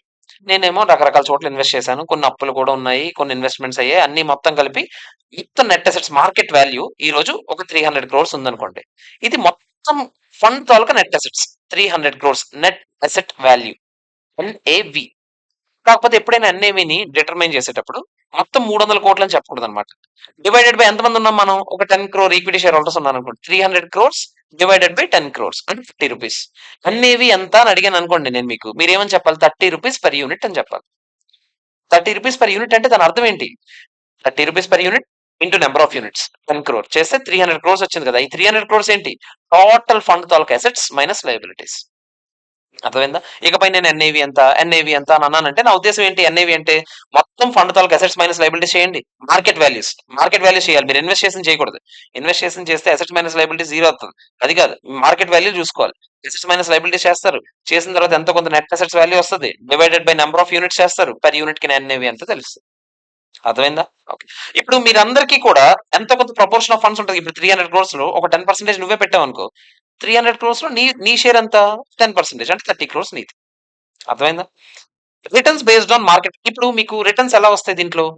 ఫిక్స్‌డ్‌గా 5%, 6% అని చెప్తామా? లేదు. మార్కెట్ ఎలా పెర్ఫార్మ్ చేస్తుందో మీకు అలాగే వస్తది. అందుకే కదా రిస్క్ అని చెప్పాను నేను. సెక్యూరిటీస్ బాగా మార్కెట్‌లో ట్రేడ్ అవుతున్నాయి అనుకోండి. అంటే మంచిగా వాల్యూ వస్తుందనుకోండి. మన ఫండ్‌కి కూడా మీ అందరికి రిటర్న్స్ ఎక్కువొస్తాయి, తక్కువొస్తాయి. ఎక్కువొస్తాయి. ఇక్కడ షేర్ మార్కెట్ పడిపోయిందనుకోండి. ఇక్కడ కూడా మీ రిటర్న్స్ కూడా ఏమవుతాయి? పడిపోతాయి. ఇప్పుడు కరోనా వచ్చింది సడెన్‌గా. కరోనా వచ్చిన వెంటనే షేర్ మార్కెట్‌లో అన్ని కంపెనీ షేర్స్ వాల్యూ పడిపోయాయనుకోండి. ఆబ్వియస్లీ మ్యూచువల్ ఫండ్‌లో ఇన్వెస్ట్ చేసి ఉంటాడు కదా! ఆడెవడో. ఆడనేవి ఏమవుతది? పడిపోద్దా? పెరుగుతదా? తగ్గిపోద్ది. ఎందుకు? ఆడనేవి అంటే ఏంటి? Nothing but market value of all the investments కదా! ఆ ఇన్వెస్ట్‌మెంట్స్ వాల్యూస్ తగ్గిపోతే ఆబ్వియస్లీ ఆడనేవి కూడా ఏమవుతది? తగ్గిపోద్ది. అర్థమైందా? సో మార్కెట్ బావుంటే మీరు బావుంటారు. మార్కెట్ బాగోకపోతే మీరు కూడా దెబ్బైపోతారు. అర్థమైందా? ఓకే. Income distribution. ఇప్పుడు మ్యూచువల్ ఫండ్స్‌లో కూడా ఇప్పుడు మరి షేర్స్‌లో డబ్బులు పెడితే మీకు డివిడెండ్స్ వస్తాయి. లోన్ ఇస్తే ఎవరికైనా మీకు ఇంట్రెస్ట్ వస్తది. ప్రతి దానికి మీకు ఏదో ఒక రిటర్న్ వస్తది ఫిక్స్‌డ్‌గా. మీకు ఎప్పుడైనా ఇన్వెస్ట్‌మెంట్ చేశారనుకోండి 2 రకాల రిటర్న్స్ ఉంటాయి. షేర్స్‌లో గాని, బాండ్స్‌లో గాని ఇన్వెస్ట్ చేస్తే. మామూలుగా మ్యూచువల్ ఫండ్స్ పక్కన పెట్టేయండి. షేర్‌లో ఇన్వెస్ట్ చేశాను. రూ. 100 పెట్టి షేర్ కొన్నాను. ఆ షేర్ ప్రతి సంవత్సరం రూ. 10 డివిడెండ్ ఇస్తుందనుకోండి. అది కూడా మీకు రిటర్నే. ఆ షేర్ అమ్మినప్పుడు 200 వచ్చిందనుకోండి. ఆ 200 మైనస్ ఒరిజినల్‌గా కొన్నది రూ. 100 కదా! Capital gains. ఆ షేర్ అమ్మినప్పుడు. అది కూడా రిటర్నే. 2 రకాల రిటర్న్స్ ఉంటాయి. మరి షేర్స్‌లోనూ అలానే ఉంటాయి. బాండ్స్‌లోనే అలానే ఉంటాయి. అన్నిట్లో అలా ఉన్నప్పుడు మ్యూచువల్ ఫండ్స్‌లో కూడా ఉంటాయి. మ్యూచువల్ ఫండ్స్ కూడా ఏం చేస్తదంట? ఇన్‌కమ్‌ని డిస్ట్రిబ్యూట్ చేస్తది. సార్ మ్యూచువల్ ఫండ్స్‌కి ఇన్‌కమ్ ఎలా వస్తది సార్? ఎలా వస్తది చెప్పండి? మ్యూచువల్ ఫండ్ ఏం నేనే కదా ఇప్పుడు డబ్బులన్నీ తీసుకున్నాను. మీ డబ్బులన్నీ తీసుకెళ్ళి నేను ఎక్కడో ఇన్వెస్ట్ చేశాను. కంపెనీ డివిడెండ్స్ ఇస్తే నాకు కూడా వస్తాయి కదా! నాకొచ్చినది నావా? కాదు మీవే. నేను ఆ డబ్బులు తీసుకొని ఏం చేస్తాను? మీ అందరికీ పంచుతాను. అర్థమైందా? నేను బాండ్స్‌లో ఇన్వెస్ట్ చేస్తే ఇంట్రెస్ట్ వస్తే మీకే పంచుతాను. షేర్స్‌లో ఇన్వెస్ట్ చేస్తే డివిడెండ్ వచ్చినా మీకే పంచుతాను. ఏమొచ్చినా మీకే పంచుతాను. ఇప్పుడు ఆ షేర్ అమ్మాను. క్యాపిటల్ గెయిన్స్ వచ్చాయి. అది కూడా మీకే పంచుతాను. నేనేమి ఉంచుకోను. అన్నీ మీకే పంచేస్తాను. కొన్ని సార్లు కొన్ని స్కీమ్స్‌లో ఏమని చెప్తారంటే, మీరు మాకు పంచొద్దు. మాకెంతైతే డబ్బులొచ్చాయో దాన్ని మళ్ళీ రీఇన్వెస్ట్ చేయండి. అంటే ఇప్పుడు ఫర్ ఎగ్జాంపుల్ మీరు రూ. 100 ఇచ్చారు నాకు. నేను నా షేర్‌లో పెట్టాను. ఆ రూ. 100 షేర్ మీద రూ. 10 డివిడెండ్ వచ్చింది. ఆ రూ. 10 తీసుకొచ్చి నీకిస్తున్నాను. ఇదిగో నా ఫీస్ కట్ చేసి నేను మీకిస్తున్నాను. మీరన్నారు వద్దొద్దు నాకివ్వకు. ఈ రూ. 10 కూడా నీ దగ్గర ఉంచి మళ్ళీ ఇన్వెస్ట్ చెయి. ఓకేనా? అంటే నీ నంబర్ ఆఫ్ యూనిట్స్ ఉన్నాయి కదా! ఎక్స్‌ట్రా అవుతాయా? తగ్గుతాయా యూనిట్స్? పెరుగుతాయి. ఎందుకంటే ఎక్స్‌ట్రా‌గా మీరు కొత్త యూనిట్స్ కొంటున్నారు. ఓకేనా? అది ఎలా కొంటారు ఏంటనేది ఫర్దర్ డిస్కషన్. అదే మనకు సమ్స్ చేయబోతున్నాం. అవే సమ్స్ చేయాలి మనం. ఓకేనా? సో, బేసిక్‌గా కొంతమంది ఇన్‌కమ్‌ని డిస్ట్రిబ్యూట్ చేసేస్తారు. కొంతమంది ఇన్‌కమ్‌ని రీఇన్వెస్ట్ కూడా చేస్తారు. స్కీమ్ బట్టి ఉంటుందది. ఓకేనా? ఇన్‌కమ్ ఎక్కడెక్కడి నుంచి రావచ్చు? డివిడెండ్స్ నుంచి రావచ్చు. ఇంట్రెస్ట్ నుంచి రావచ్చు. క్యాపిటల్ గెయిన్స్ నుంచి కూడా రావచ్చు. ఓకే. క్లియర్? ఓకే. ఆబ్వియస్‌లీ ఇదంతా చేసినందుకు మరి నాకు చెప్పాను కదా! నేను మీకు ఫండ్ మేనేజర్‌కి ఫీజ్ ఉంటుంది. మరి నాకు ఒక ఆఫీస్ ఉంటది. ఆఫీస్‌కి రెంట్‌లు కట్టుకోవాలి. అండ్ సాలరీస్ ఇచ్చుకోవాలి రకరకాల మెంబర్స్‌కి. నేను ఒక్కడిని నడిపియగలనేంటి? సో, వాళ్ళకి సాలరీస్, అడ్మినిస్ట్రేషన్ ఎక్స్‌పెన్సెస్ మరి క్లీనింగ్, ఏసీ మెయింటెనెన్స్ ఇవన్నీ ఉంటాయి కదా!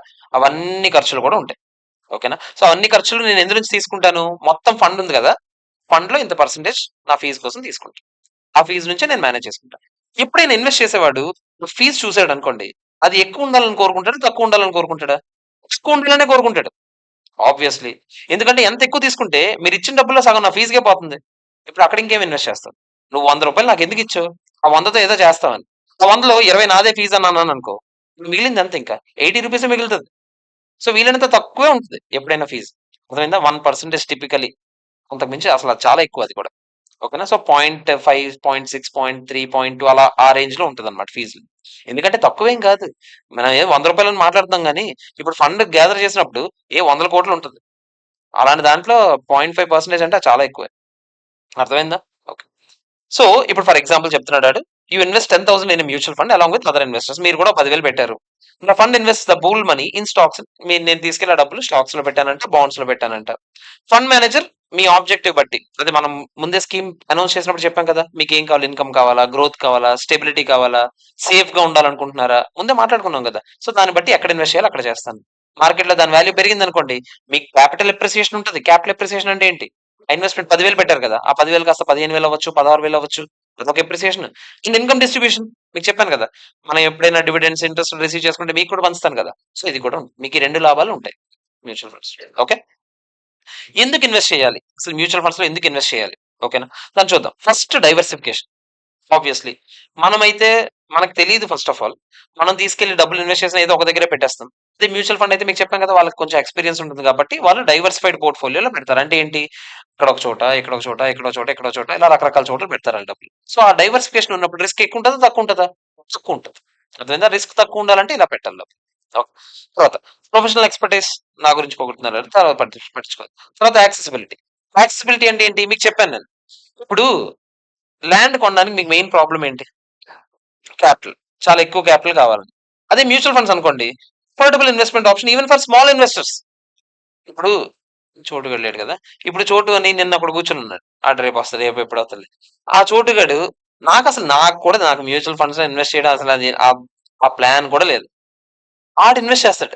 ప్రతి మంత్ రూ. 100 రూ. 200 ఇన్వెస్ట్ చేస్తాడు. ఒకేసారి ఇంత ఆడికి ఒక 10,000 ఎక్స్‌పెన్సెస్‌కి అయ్యేలాగా ఆడు ఇన్వెస్ట్ చేసుకుంటాడు. అంటే ఎవ్వరైనా సరే ఇన్వెస్ట్ చేయొచ్చు. ఇది ఇప్పుడు ఈళ్ళే ఇన్వెస్ట్ చేయాలి. నువ్వు సంపాదిస్తే నువ్వు ఇన్వెస్ట్ చేయాలి. ఆడికిచ్చిన పాకెట్ మనీలో ఆడు ఎంతో కొంత డబ్బులు పెట్టుకుంటున్నాడు అందులో. రూ. 100 సైడ్‌కి పెట్టినప్పుడు పెద్దగా ఏమి అనిపించకపోవచ్చు మనకి. అవునా? సో, ఇప్పుడు అదే ఏదో ఒక రోజు మనకి ఒక ఏదైనా ఫోన్ కొందాం అనుకున్నాడు ఆడు సరదాగా. కొందాం అనుకున్నప్పుడు సడెన్‌గా మనకది ఒక ఆహ్, బంగారంలా కనిపిస్తది బేసిక్‌గా. అర్థమైందా? సో, ఎంత చిన్న ఇన్వెస్టర్ అయినా సరే వాళ్ళకైనంతలో ఎంతో కొంత సేవ్ చేసుకోవచ్చు. ఓకేనా?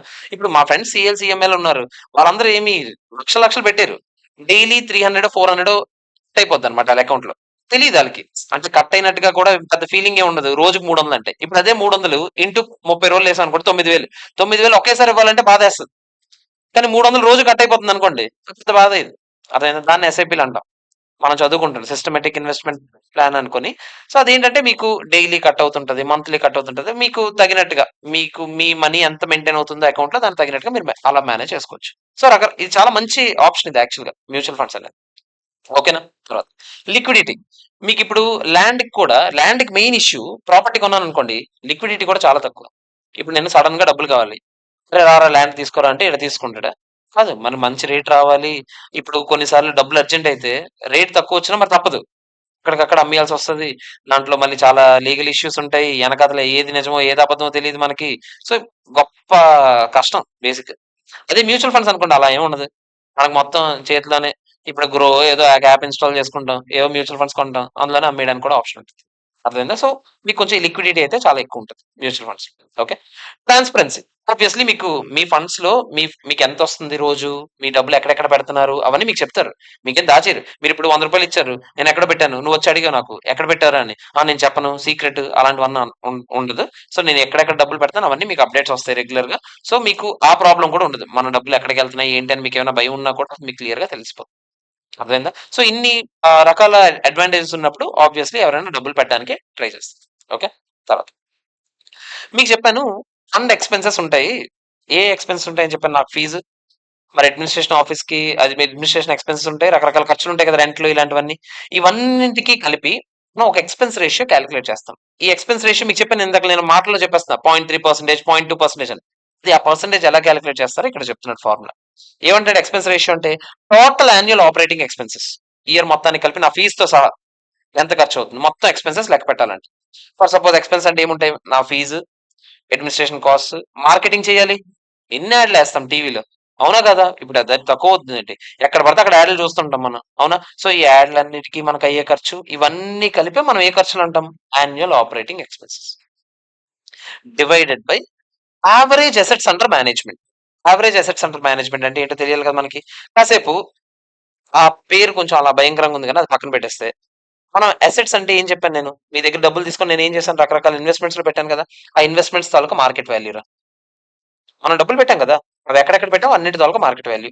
ప్లస్ ఇంకా క్యాష్ కొంచెం ఉంచేసాననుకోండి. 100,00,00,000 ఇచ్చారు మీరు. 80,00,00,000 ఇన్వెస్ట్ చేసి 20,00,00,000 ఉంచాను క్యాష్. ఆ ఇన్వెస్ట్ చేసిన డబ్బులే మీవా? ఆ 20 ఎవరివి? మీవే అది కూడా. అవునా కాదా? సో, ఆ క్యాష్ అండ్ క్యాష్ ఈక్వివలెంట్స్ ఏమున్నా అవి కూడా.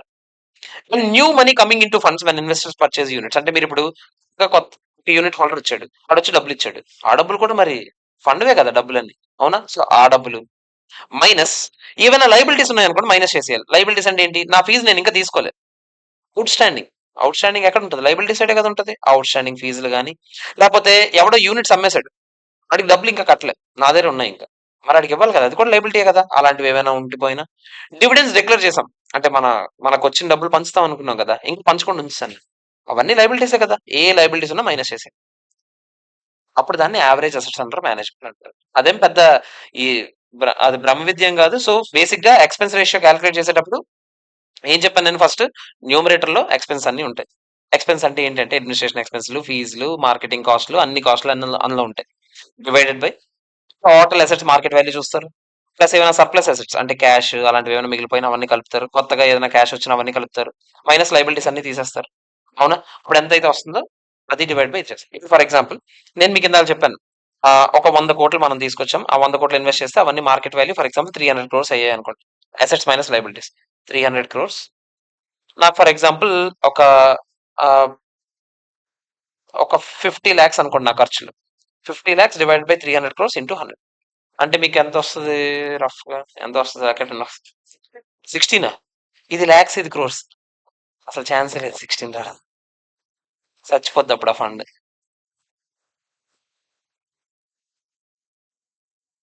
0.16% ఎంత వచ్చింది. ఓకేనా? సో అలా డిపెండ్స్, ఒక్కొక్క మ్యూచువల్ ఫండ్ కి ఒక్కొక్కలాగా ఉంటుంది. మీకు చెప్పాను ఆబ్వియస్లీ ఎక్స్పెన్స్ రేషియో చూసుకొని ఇన్వెస్ట్ చేయాలి మీరు ఎప్పుడైనా సరే. ఎప్పుడైనా తక్కువ ఉన్నదాన్ని ట్రై చేయాలా, ఎక్కువ ఉన్నదాన్ని ట్రై చేయాలా? వీలైనంత తక్కువ ఉన్న దాంట్లో ఇన్వెస్ట్ చేయడానికి మీరు ప్రిఫరెన్స్ ఇవ్వాలి. ఓకేనా? సో అదే ఎక్స్పెన్స్ రేషియో. సో ఫార్ములా లాగా కాకుండా నార్మల్ గా ఎక్స్పెన్స్ రేషియో అంటే ఎవరైనా అడిగారు అనుకోండి మీకు ఏంటి అని, ఏం లేదురా మనం 100 రూపాయలు ఇస్తాం కదా, అందులో ఖర్చులు కొంచెం సైడ్ చేస్తాడు, మిగతా డబ్బులు ఇన్వెస్ట్ చేస్తాడు. అదే ఎక్స్పెన్స్ రేషియో. అర్థమైందా? సో ఒకవేళ క్యాలిక్యులేట్ చేయాలంటే మీకు బిట్ రావడానికి ఛాన్సెస్ ఉన్నాయి. సో క్యాలిక్యులేట్ చేయాలనుకోండి ఫర్ సపోజ్ దీని నుంచి మనం ఏం క్యాలిక్యులేట్ చేస్తాం? First by numerator all expenses divided by assets minus liabilities. అర్థమైందా? Okay. Next entry load, exit load.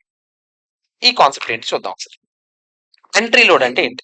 ఇది ఇప్పుడు లేదు, అబాలిష్ చేస్తారు. కానీ థియరిటికల్ గా మనం చదువుకోవడానికి ఇంకా ఉంది. సమ్స్ లో మనకి ఇంకా ఇస్తారు. ఎంట్రీ లోడ్ అంటే ఏంటి తెలుసా? మీరు 10 రూపాయలు పెట్టాలనుకోండి, 1% ఎంట్రీ లోడ్ అనుకోండి. 10 రూపాయలు ఇస్తే సరిపోదు. 10 ప్లస్ 1% ఎక్స్ట్రాగా ఎంతో కొంత డబ్బులు ఇవ్వాలన్నమాట. లోడ్ అంటే భారం, ఇన్వెస్టర్ కి ఎక్స్ట్రాగా భారం. ఇది ఎందుకు అంటే నా ఫండ్ చాలా ఫేమస్ ఫండ్. ఓకేనా? నా దాంట్లోకి రావాలంటే మీరు ఎంత కొంత ఎక్స్ట్రా డబ్బులు పే చేయాలని చెప్పాను. కొంచెం ఎటకారంగా ఉంది ఇది. పెట్టే డబ్బులకి ముందే ఫస్టే ఎంతో కొంత తీసుకుంటే అందుకే తీస్తారు. ఓకేనా? ఇప్పుడు ఎంట్రీలోనే ఇంత బ్యారియర్స్ పెట్టామనుకోండి, ఆబ్వియస్లీ ఇన్వెస్ట్ చేసేవాడికి చిరాకు వస్తుంది. అందుకే మ్యూచువల్ ఫండ్స్ లో ఇన్వెస్ట్మెంట్స్ పెరగాలంటే ఇలాంటివన్నీ తీసేయాలి కాబట్టి ఎంట్రీ లోడ్ తీస్తారు. అర్థమైందా? ఎంట్రీ లోడ్ తీస్తారు కానీ ఎగ్జిట్ లోడ్ ఉంది ఇంకా. ఎంట్రీ లోడ్ అయితే తీసేశారు పూర్తిగా. కానీ చదువుకోవడానికి మాత్రం ఎంట్రీ లోడ్ అంటే మీకు ఇప్పుడే చెప్పాను. నేను ఇప్పుడు 2% ఎంట్రీ లోడ్ అన్నాను అనుకోండి, మీరు 100 రూపీస్ ఇన్వెస్ట్ చేస్తే మీరు ఏం చేయాలి? ఎంట్రీ లోడ్ ఎంత? 100 మీద 2%, 100 ఇంటూ 2% అంటే 2 రూపీస్. అంటే మీరు నాకు ఎంత ఇవ్వాలి ఇప్పుడు యూనిట్ కావాలంటే? 100 ప్లస్ 2 రూపీస్, 102 రూపీస్ ఇవ్వాలి. ప్రతిసారి ఎన్నిసార్లు పర్చేస్ చేస్తే అన్నిసార్లు ఎంట్రీ లోడ్ కట్టాలి. థియరిటికల్ గానే ఉంది ఇది, ఇది ప్రాక్టికల్ గా లేదు, ముందే చెప్తున్నాను. Okay, clear. తర్వాత మరి ఎగ్జిట్ లోడ్ అంటే ఏంటి సార్? రివర్స్. ఇప్పుడు మీరు వెళ్ళిపోదాం అనుకుంటున్నారు, నాకు వద్దురా బాబు ఈ స్కీమ్ చాలు, ఇంకా నేను ఎక్కువ సంపాదించి నాకు ఇచ్చిమన్న డబ్బులు 100 రూపీస్ ఈ రోజు మార్కెట్ లో వాల్యూ ఉంది ఒక యూనిట్ కి, అన్నేవి అని చెప్పాను నేను మీకు. మీ 100 రూపీస్ మీకు ఇచ్చేయాలి కదా మీ యూనిట్ కి. అని ఎగ్జిట్ లోడ్ అంటే ఇంత కొంత మైనస్ చేసి ఇస్తాను అనమాట వెళ్ళిపోయేటప్పుడు. అంటే ఇప్పుడు 1% అనుకోండి, 100 లో 1% తీసేసి 99 రూపీసే ఇస్తాను మీకు. ఓకేనా? ఎగ్జిట్ లోడ్ ఇప్పటికీ ఉంది, కానీ ఎప్పుడు ఉంది తెలుసా? జనరల్ గా ఒక పీరియడ్ పెట్టుకుంటారు. మరి 1 year కన్నా ముందే వెళ్ళిపోదాం అనుకున్నారు అనుకోండి, ఎగ్జిట్ లోడ్ కట్టాలి. ఇప్పుడు ఆ మాత్రం మీరు డబ్బులు పెడితే ఆడేదో ప్లాన్ చేసుకుని ఎక్కడెక్కడ పెట్టుంటాడు, సడన్ గా మీరు వెళ్ళిపోతామంటే మరి ఆడికి కొంచెం నష్టమే కదా. అందుకే ఎగ్జిట్ లోడ్ అని ఒకటి పెట్టుకున్నారు కాన్సెప్ట్. బట్ షార్ట్ డ్యూరేషన్ కన్నా అంటే ఇప్పుడు ఏదో పెట్టుకుంటారు ప్రతి స్కీమ్ లో ఉంటది అనమాట. 1 year కన్నా ముందే వెళ్ళిపోదాం అనుకుంటే మాత్రం ఎంత కట్ అయిపోద్దని. 1 year తర్వాత ఏముండదు, ఎగ్జిట్ లోడ్ అని చెప్తారు. జనరల్ గా అయితే బయట మార్కెట్ లో 1 year అనేది నడుస్తుంది. ఓకేనా? సో 1 year కన్నా ముందే వెళ్ళిపోతే ఎంత కొంత కట్ చేస్తారు, లేకపోతే లేదు. ఎంట్రీ లోడ్ అయితే ఎన్ఏవికి యాడ్ చేయాలా, మైనస్ చేయాలా? ఎంట్రీ లోడ్ యాడ్ చేయాలి. ఎగ్జిట్ లోడ్ అయితే అదే ఎన్ఏవి నుంచి మైనస్ చేయాలి. ఎంట్రీ లోడ్ ఎప్పుడు పడుతుంది? పర్చేజ్ అప్పుడా, సేల్ అప్పుడా? పర్చేజ్ అప్పుడు పడుతుంది. ఎగ్జిట్ లోడ్ సేల్ అప్పుడు పడుతుంది. అర్థమైందా? ఓకే.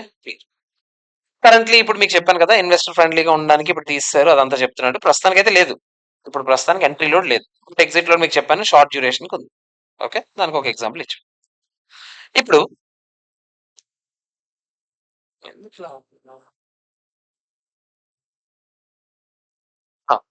కొన్ని మ్యూచువల్ ఫండ్స్ లో టైప్స్ కొన్ని చదువుకుందాం. అన్ని ఇప్పుడు మనం చెప్పలేము, ఎందుకంటే కొన్ని కొన్ని పాయింట్స్ మనకి వేరే చాప్టర్స్ తో లింక్ అయినవి, అవి ఆపుతాము. బట్ ఏవేవైతే మనకి మేజర్ గా మ్యూచువల్ ఫండ్స్ టైప్స్ ఉన్నాయో అవి కొంచెం చూద్దాం. Okay, first open ended funds. ఏంటి సార్ ఈ ఓపెన్ ఎండెడ్ ఫండ్స్ అంటే? మనం మ్యూచువల్ ఫండ్ అనౌన్స్ చేసాం కదా, మన మ్యూచువల్ ఫండ్స్ కి 100 crores ఫండ్ మొత్తం డివైడెడ్ బై ఒక్కొక్క 10 రూపీస్ అని చెప్పాను. అంటే ఎన్ని యూనిట్స్ వస్తాయి? 100 crores డివైడ్ బై 10 అంటే 10 crore యూనిట్స్ అనౌన్స్ చేశాను. మార్కెటింగ్ ఫుల్ జరుగుతుంది. టీవీలో వస్తున్నాయి యాడ్లు. రండి రండి ఇన్వెస్ట్ చేయండి ఇన్వెస్ట్ చేయండి అని. నేను ముందే చెప్పేస్తాను అనమాట. ఇది ఓపెన్ ఎండెడ్ ఫండ్ అని. అంటే ఏంటంటే నేను ఇప్పుడు అనౌన్స్ చేశాను చూసారా? ఎవరెవరైతే వచ్చారో క్లోజ్ చేసిన తర్వాత డేట్ క్లోజ్ అయిపోయిన తర్వాత అందరు ఎంట్రీ డేట్ ఇంకా తర్వాత నుంచి ఎవ్వరు లోపలికి రాలేరు. అర్థమైందా? సో ఓపెన్ ఎండెడ్ ఫండ్స్ అంటే so closed end sorry reverse చెప్తాను. క్లోజ్డ్ ఎండెడ్ ఫండ్స్ అంటే క్లోజ్ చేస్తాం కదా వాళ్ళు ఎవరు రాలేరు. అదే ఓపెన్ ఎండెడ్ ఫండ్స్ అనుకోండి మీరు ఎప్పుడు కావాలంటే అప్పుడు లోపలికి రావచ్చు. 1 year ఉన్నారు లేదా ఎగ్జిట్ లోడ్ ఉండొచ్చులే లేదా 2 months ఉన్నారు వెళ్ళిపోదాం అనుకున్నారు వెళ్ళిపోవచ్చు మీరు. ఎప్పుడు కావాలంటే అప్పుడు మీ డబ్బులు మీరు తీసుకొని వెళ్ళిపోవచ్చు. ఎప్పుడు కావాలంటే అప్పుడు మీరు లోపలికి రావచ్చు. ఆఫ్ కోర్స్ ఆ 10 crore యూనిట్స్ ఉన్నంత వరకు ఫర్ ఎగ్జాంపుల్ 9 crore యూనిట్స్ నిండే ఇంకొన్ని ఖాళీగా ఉన్నాయి కదా 1 crore యూనిట్స్ మీరు రావాలనుకుంటే లోపల రావచ్చు. మీరు వెళ్ళిపోదాం అనుకుంటున్నారు అమ్మేయండి మీ డబ్బులు మీకు ఇచ్చేస్తాను మీరు వెళ్ళిపోవచ్చు. ఎవరికి అమ్ముతారు? స్టాక్ ఎక్స్చేంజ్ లో అమ్మరు. నేను కదా మ్యూచువల్ ఫండ్ నేను ఒక మ్యూచువల్ ఫండ్ అనుకోండి మీరు నా దగ్గరే కొనుక్కుంటారు నా దగ్గరే అమ్ముకుంటారు కూడా. మీకు ఎవరి దగ్గరికి వెళ్ళక్కర్లేదు మీకు మొత్తం నేనే ఉంటాను. ఓకేనా? వీటిని ఏమంటాం మనం? ఓపెన్ ఎండెడ్ ఫండ్స్ అంటాం. దీనికి ఏమైనా మెచ్యూరిటీ పీరియడ్ ఉందా? మీకు ఏం చెప్పాను నేను? ఎప్పుడు కావాలంటే అప్పుడు కొనుక్కోండి ఎప్పుడు కావాలంటే అప్పుడు అమ్ముకోండి. ఈ పీరియడ్ వరకు ఉండాలి అలా ఏం లేదు. మీకు ఎప్పుడు కావాలంటే అప్పుడు ఉండొచ్చు వెళ్ళిపోవచ్చు. అదే క్లోజ్డ్ ఎండెడ్ ఫండ్ అనుకోండి మీరు లోపలికి రావడం మాత్రమే. మళ్ళీ బయటికి వెళ్ళకూడదు. బయటికి వెళ్ళిపోదాం అనుకో సార్ ఇదైతే రిస్క్ లాగా ఉంది కదా సార్ క్లోజ్డ్ ఎండెడ్ ఫండ్ అంటే బయటికి వెళ్ళాలనుకుంటే నాకు అమ్మడానికి అవ్వదు. బట్ స్టాక్ ఎక్స్చేంజ్ లో ట్రేడ్ అవుద్ది మీ యూనిట్స్. బయట ఎవడైనా మామూలు షేర్ మార్కెట్ లో షేర్స్ ఎలా అమ్ముకుంటాం అలాగే మీ యూనిట్స్ అమ్ముకోవచ్చు. తేడా ఏంటి సార్ మరి దానికి దీనికంటే? ఓపెన్ ఎండెడ్ ఫండ్ అయితే డైరెక్ట్ గా ఫండ్ దగ్గర నుంచే కొంటారు డైరెక్ట్ గా ఫండ్ దగ్గర నుంచి అమ్ముతారు. క్లోజ్డ్ ఎండెడ్ ఫండ్ అంటే స్టార్టింగ్ అనౌన్స్ చేసిన రోజే రాడాలి వెళ్ళాలి రాడాలి బేసిక్ వెళ్ళాలి కూడా కాదు రావడం లోపలికి వస్తారు అప్పుడు. వన్స్ క్లోజ్ చేశాక డేట్ ఇప్పటి నుంచి మీరు కొనాలన్నా అమ్మాలన్నా నా దగ్గర రాలేరు. ఇక్కడికి వెళ్ళాలి డైరెక్ట్ గా స్టాక్ ఎక్స్చేంజ్కి వెళ్ళి అక్కడే కొనుక్కోవాలి అక్కడే అమ్ముకోవాలి. ఎగ్జిట్ లోడ్ యాజ్ యూజువల్ గా ఉంటది. ఎగ్జిట్ లోడ్ ఆ స్కీమ్ బట్టి ఉంటది. మీరు వెళ్ళిపోదాం అనుకుంటే స్కీమ్ లో ఎంత అయితే ఎగ్జిట్ లోడ్ ఉంటుందో దాన్ని బట్టి ఉంటుంది. బట్ స్టాక్ ఎక్స్చేంజ్ లో ట్రేడ్ అయ్యాయి అనుకోండి దానికి ఎగ్జిట్ లోడ్ లాంటివి ఉండవు. ఫండ్ దగ్గర నుంచి కొనుక్కోవడం అమ్ముకోవడం జరిగితేనే ఎగ్జిట్ లోడ్లు ఎంట్రీ లోడ్లు ఉంటాయి కానీ స్టాక్ ఎక్స్చేంజ్ లో ట్రేడ్ అయ్యేటప్పుడు ఆబ్వియస్లీ ఆ లాభాలు అన్ని దాన్ని బట్టే ఆ ట్రేడ్ అవుతుంటది దాంట్లో ఏముంది. సో డిఫరెన్స్ ఏదైనా ఎవరైనా అడిగారు అనుకోండి ఓపెన్ ఎండెడ్ ఫండ్ కి క్లోజ్డ్ ఎండెడ్ ఫండ్ కి సింపుల్. ఓపెన్ ఎండెడ్ ఫండ్ అన్నానంటే ఫండ్ తోనే మీకు మొత్తం రిలేషన్ అంతా. స్టాక్ ఎక్స్చేంజ్ మీరు వెళ్ళరు. ఫండ్ దగ్గర కొంటారు ఫండ్ దగ్గర అమ్ముతారు ఏదైనా ఫండే. ఎప్పుడు కావాలంటే అప్పుడు వెళ్ళొచ్చు ఎప్పుడు కావాలంటే అప్పుడు వెనక్కి వచ్చేయచ్చు అన్ని ఉంటాయి. కానీ క్లోజ్డ్ ఎండ్ ఫండ్ అయితే స్టార్టింగ్ అనౌన్స్ చేసిన రోజు లోపలికి వస్తారు ఆ వచ్చిన వాళ్ళే ఉంటారు. ఇకపైన వాళ్ళు వెళ్ళిపోదాం అనుకున్నా కొత్త వాళ్ళు వద్దాం అనుకున్నా నా దగ్గర రాకండి. స్టాక్ ఎక్స్చేంజ్కి వెళ్ళండి మీ యూనిట్స్ అమ్ముకోండి కొనుక్కోండి అందు నుంచి రండి. అర్థమైందా? ఇది ఒక ఓపెన్ ఎండెడ్ ఫండ్ కి క్లోజ్డ్ ఎండెడ్ ఫండ్ కి డిఫరెన్స్. మరి ఏంటి sir features? Open ended fund లో మీకు ఇప్పుడు అర్థమైంది. ఎప్పుడు కావాలంటే లిక్విడిటీ చాలా ఎక్కువ. ఎప్పుడు కావాలంటే అప్పుడు వస్తారు ఎప్పుడు కావాలంటే అప్పుడు వెళ్ళిపోతారు. ఆబ్వియస్లీ ఇదే కొంచెం అట్రాక్టివ్ గా ఉంటుంది కొంచెం రిస్క్ లేకుండా. అవునా? ఎన్ఏవి కూడా ఎప్పటికప్పుడు లెక్కెట్టుకుంటూ ఉంటారు. ఎన్ఏవి అంటే ఏం చెప్పాను నేను మీకు? Net asset value. అంటే మీరు అందరు ఇచ్చిన డబ్బులు ఉన్నాయి కదా అవి తీసుకెళ్లి రకరకాల చోట్ల ఇన్వెస్ట్ చేశాను కదా ఆ టోటల్ అసెట్స్ మైనస్ లైబిలిటీస్. ఓకేనా? కొంచెం వాటర్ నీకు ఎన్నిసార్లు చెప్పినా నువ్వు మారవు. ఎన్నిసార్లు కొట్టినా సావను పావు నువ్వు. తర్వాత నో మెచ్యూరిటీ డేట్ మీకు చెప్పాను. ఫిక్స్డ్ పీరియడ్ అంటూ ఏముండదు. సో మీకు ఎప్పుడు కావాలంటే అప్పుడు రావచ్చు ఎప్పుడు కావాలంటే అప్పుడు వెళ్ళిపోవచ్చు. ఇది ఎందులో ఫీచర్స్? ఓపెన్ ఎండెడ్ ఫండ్ అయితే. అదే ఒకవేళ క్లోజ్డ్ ఎండెడ్ ఫండ్కి వచ్చారనుకోండి ఫిక్స్డ్ పీరియడ్ ఉంటుంది. మీరు మళ్ళీ ఫండ్ కి మీరు ఇప్పుడు చెప్పాను కదా ఈ మధ్యలో అమ్మేద్దాం అన్నా కొందాం అనుకున్నా ఎక్కడికి వెళ్ళాలని చెప్పాను స్టాక్ ఎక్స్చేంజ్ లోనే కదా. ఫండ్ దగ్గర కూడా అమ్మొచ్చు ఎప్పుడు తెలుసా? నేను ఒక పీరియడ్ చెప్తాను కదా 5 years మ్యూచువల్ ఫండ్స్ ఇవి అని. 5 years తర్వాత నా దగ్గరికి ఎవరైనా వచ్చి అమ్ముకుందాం అన్నట్టు అమ్ముకోండి. అర్థమైందా? సో టిపికలీ బయట మార్కెట్ లో అయితే 3 to 7 years ఉంటుంది మార్కెట్ లో. సో ఆ రేంజ్ లో క్లోజ్డ్ ఎండెడ్ ఫండ్స్ అనౌన్స్ చేస్తారు. ఓకే. స్టాక్ ఎక్స్చేంజ్ లో మీకు ఎప్పుడు కావాలంటే అప్పుడు అమ్ముకోవచ్చు అని చెప్పాను. అదేమి రిస్క్ ఉండదు. ఆబ్వియస్లీ మార్కెట్ లో డిమాండ్ అండ్ సప్లై బట్టి అది హై ప్రైస్ కి ట్రేడ్ అవ్వచ్చు లో ప్రైస్ కి ట్రేడ్ అవ్వచ్చు. మార్కెట్ అంటే మన చేతిలో ఉండదు ఆబ్వియస్లీ. ఓకేనా? చూడండి రిస్క్ ఇప్పుడు డిఫరెన్స్ మీరు గమనిస్తే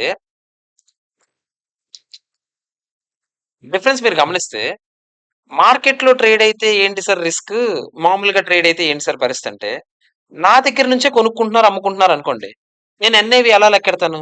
total assets market value minus total liabilities divided by number of units అంతే కదా. అదే మార్కెట్ లో అనుకోండి ఎన్ఏవి 20 రూపాయలు ఉంది ఒక యూనిట్ కి. కానీ దానికి డిమాండ్ ఎక్కువ ఉంది అనుకోండి 20 రూపాయలకి అమ్మరు ఎవరు. 25కి 26కి 27కి అమ్ముతారు. అలాగే డిమాండ్ తక్కువ ఉంది అనుకోండి 20 రూపాయలు ఎన్ఏవి ఉండొచ్చు బట్ దానికి డిమాండ్ లేదనుకోండి 15 రూపీస్కో 16 రూపీస్కో ట్రేడ్ అవుతుంది. మీరు సచ్చినట్టు దానికే కొనాలి దానికే అమ్మాలి. ఇది రిస్క్ ఇక్కడ. సింపుల్ చెప్పాలంటే డిమాండ్ అండ్ సప్లై బట్టి రేట్లు మారిపోతాయి. ఎన్ఏవితో సంబంధం ఉండదు. ఎప్పుడు ఏ ఫండ్ లో అయితే క్లోజ్డ్ ఎండెడ్ ఫండ్స్ లో అయితే. అర్థమైందా? ఓపెన్ ఎండెడ్ ఫండ్స్ లో అలాంటి scheme. Okay, clear. Interval funds ఇది హైబ్రిడ్ అన్నమాట. ఓపెన్ కి క్లోజ్ కి మధ్యలో హైబ్రిడ్ లాగా ఇది. ఇదేం తెలుసా? ఫస్ట్ అనౌన్స్ చేస్తాం, లోపలికి రండి, కొన్ని రోజుల పాటు ఎవరు కదలొద్దు, 2 ఇయర్స్ వరకు ఇక్కడే ఉండండి, మధ్యలో అమ్ముకుందాం కొనుక్కుందాం అనుకుంటే స్టాక్ ఎక్స్చేంజ్కి వెళ్ళండి, నా దగ్గర రాకండి. 2 ఇయర్స్ తర్వాత ఒక 6 మంత్స్ ఓపెన్ లో ఉంటుంది మళ్ళీ, మీరు మళ్ళీ రండి, ఆ టైంలో ఎవరైనా కొనుక్కుందాం అనుకున్నా అమ్ముకుందాం అనుకున్నా చేసుకోండి. మళ్ళీ 6 మంత్స్ తర్వాత మళ్ళీ క్లోజ్ చేస్తాం, మళ్ళీ ఒక 2 ఇయర్స్ మళ్ళీ అలాగే రన్ అవుతుంది. అంటే ఒక ఇంటర్వెల్ లాగా మీకు మధ్య మధ్యలో ఛాన్స్ ఇస్తాం కొనుక్కోవడానికి అమ్ముకోవడానికి. ఇది ఇంటర్వెల్ ఫండ్స్, అందుకే ఇది హైబ్రిడ్ అన్నమాట. Okay, clear. ఇది రకరకాల మ్యూచువల్ ఫండ్స్, మూడే మూడు చెప్పాను నేను. ఏంటేం చెప్పాను నేను? Open ended funds, closed ended funds, interval funds. Okay, clear. Okay, ఇప్పుడు ఓకే, స్కీమ్స్ కూడా ఒక 3-4 డిస్కస్ చేస్తాను, తర్వాత బ్రేక్ ఇచ్చి క్లాస్ చెప్తాను ఇంకా. ఓకేనా? సో క్లాస్ పెడదాం, అంటే ఎందుకంటే మరీ తక్కువ అవుతుంది, సమ్స్ ఒక 2-3 అయినా డీల్ చేద్దాం. ఓకే సార్, ఇప్పుడు మ్యూచువల్ ఫండ్స్ లో టైప్స్ చెప్పాను నేను, బట్ ఇప్పుడు ఫస్ట్ అసలు ఏది స్టార్ట్ అవుద్ది? మ్యూచువల్ ఫండ్స్ డైరెక్ట్ గా స్టార్ట్ అవుద్దా? దానికన్నా ముందు ఏది స్టార్ట్ అవుద్ది? ఒక అసెట్ మేనేజ్మెంట్ కంపెనీ స్టార్ట్ అవుతుంది. ఆ అసెట్ మేనేజ్మెంట్ కంపెనీ కొన్ని స్కీమ్స్ అనౌన్స్ చేస్తుంది, అంతే కదా? ఆ స్కీమ్ ఓపెన్ ఎండెడ్ అవ్వచ్చు, క్లోజ్డ్ ఎండెడ్ అవ్వచ్చు, అంతే కదా? బట్ ఆ స్కీమ్ లో టైప్స్ ఏంటి, ఏ రకాల స్కీమ్స్ ఉంటాయి? First scheme balanced fund. అంటే మీరు ఇప్పుడు మార్కెట్ లో చూసేది, ఇప్పుడు రేపు పొద్దున మీరు కొనాలనుకుంటే మీరు ఓపెన్ చేసిన వెంటనే ఇది బ్యాలెన్స్డ్ ఫండ్ అని ఉంటది, కొన్నిటికి డైవర్సిఫైడ్ ఫండ్ అని ఏదో ఒకటి ఉంటుంది. మీరు ఆ చదివి అర్థం చేసుకోవాలి కదా అదేంటో. బ్యాలెన్స్ ఫండ్ అంటే ఏంటో చూద్దాం. బ్యాలెన్స్ ఫండ్ అంటే హైబ్రిడ్ ఫండ్ అంట.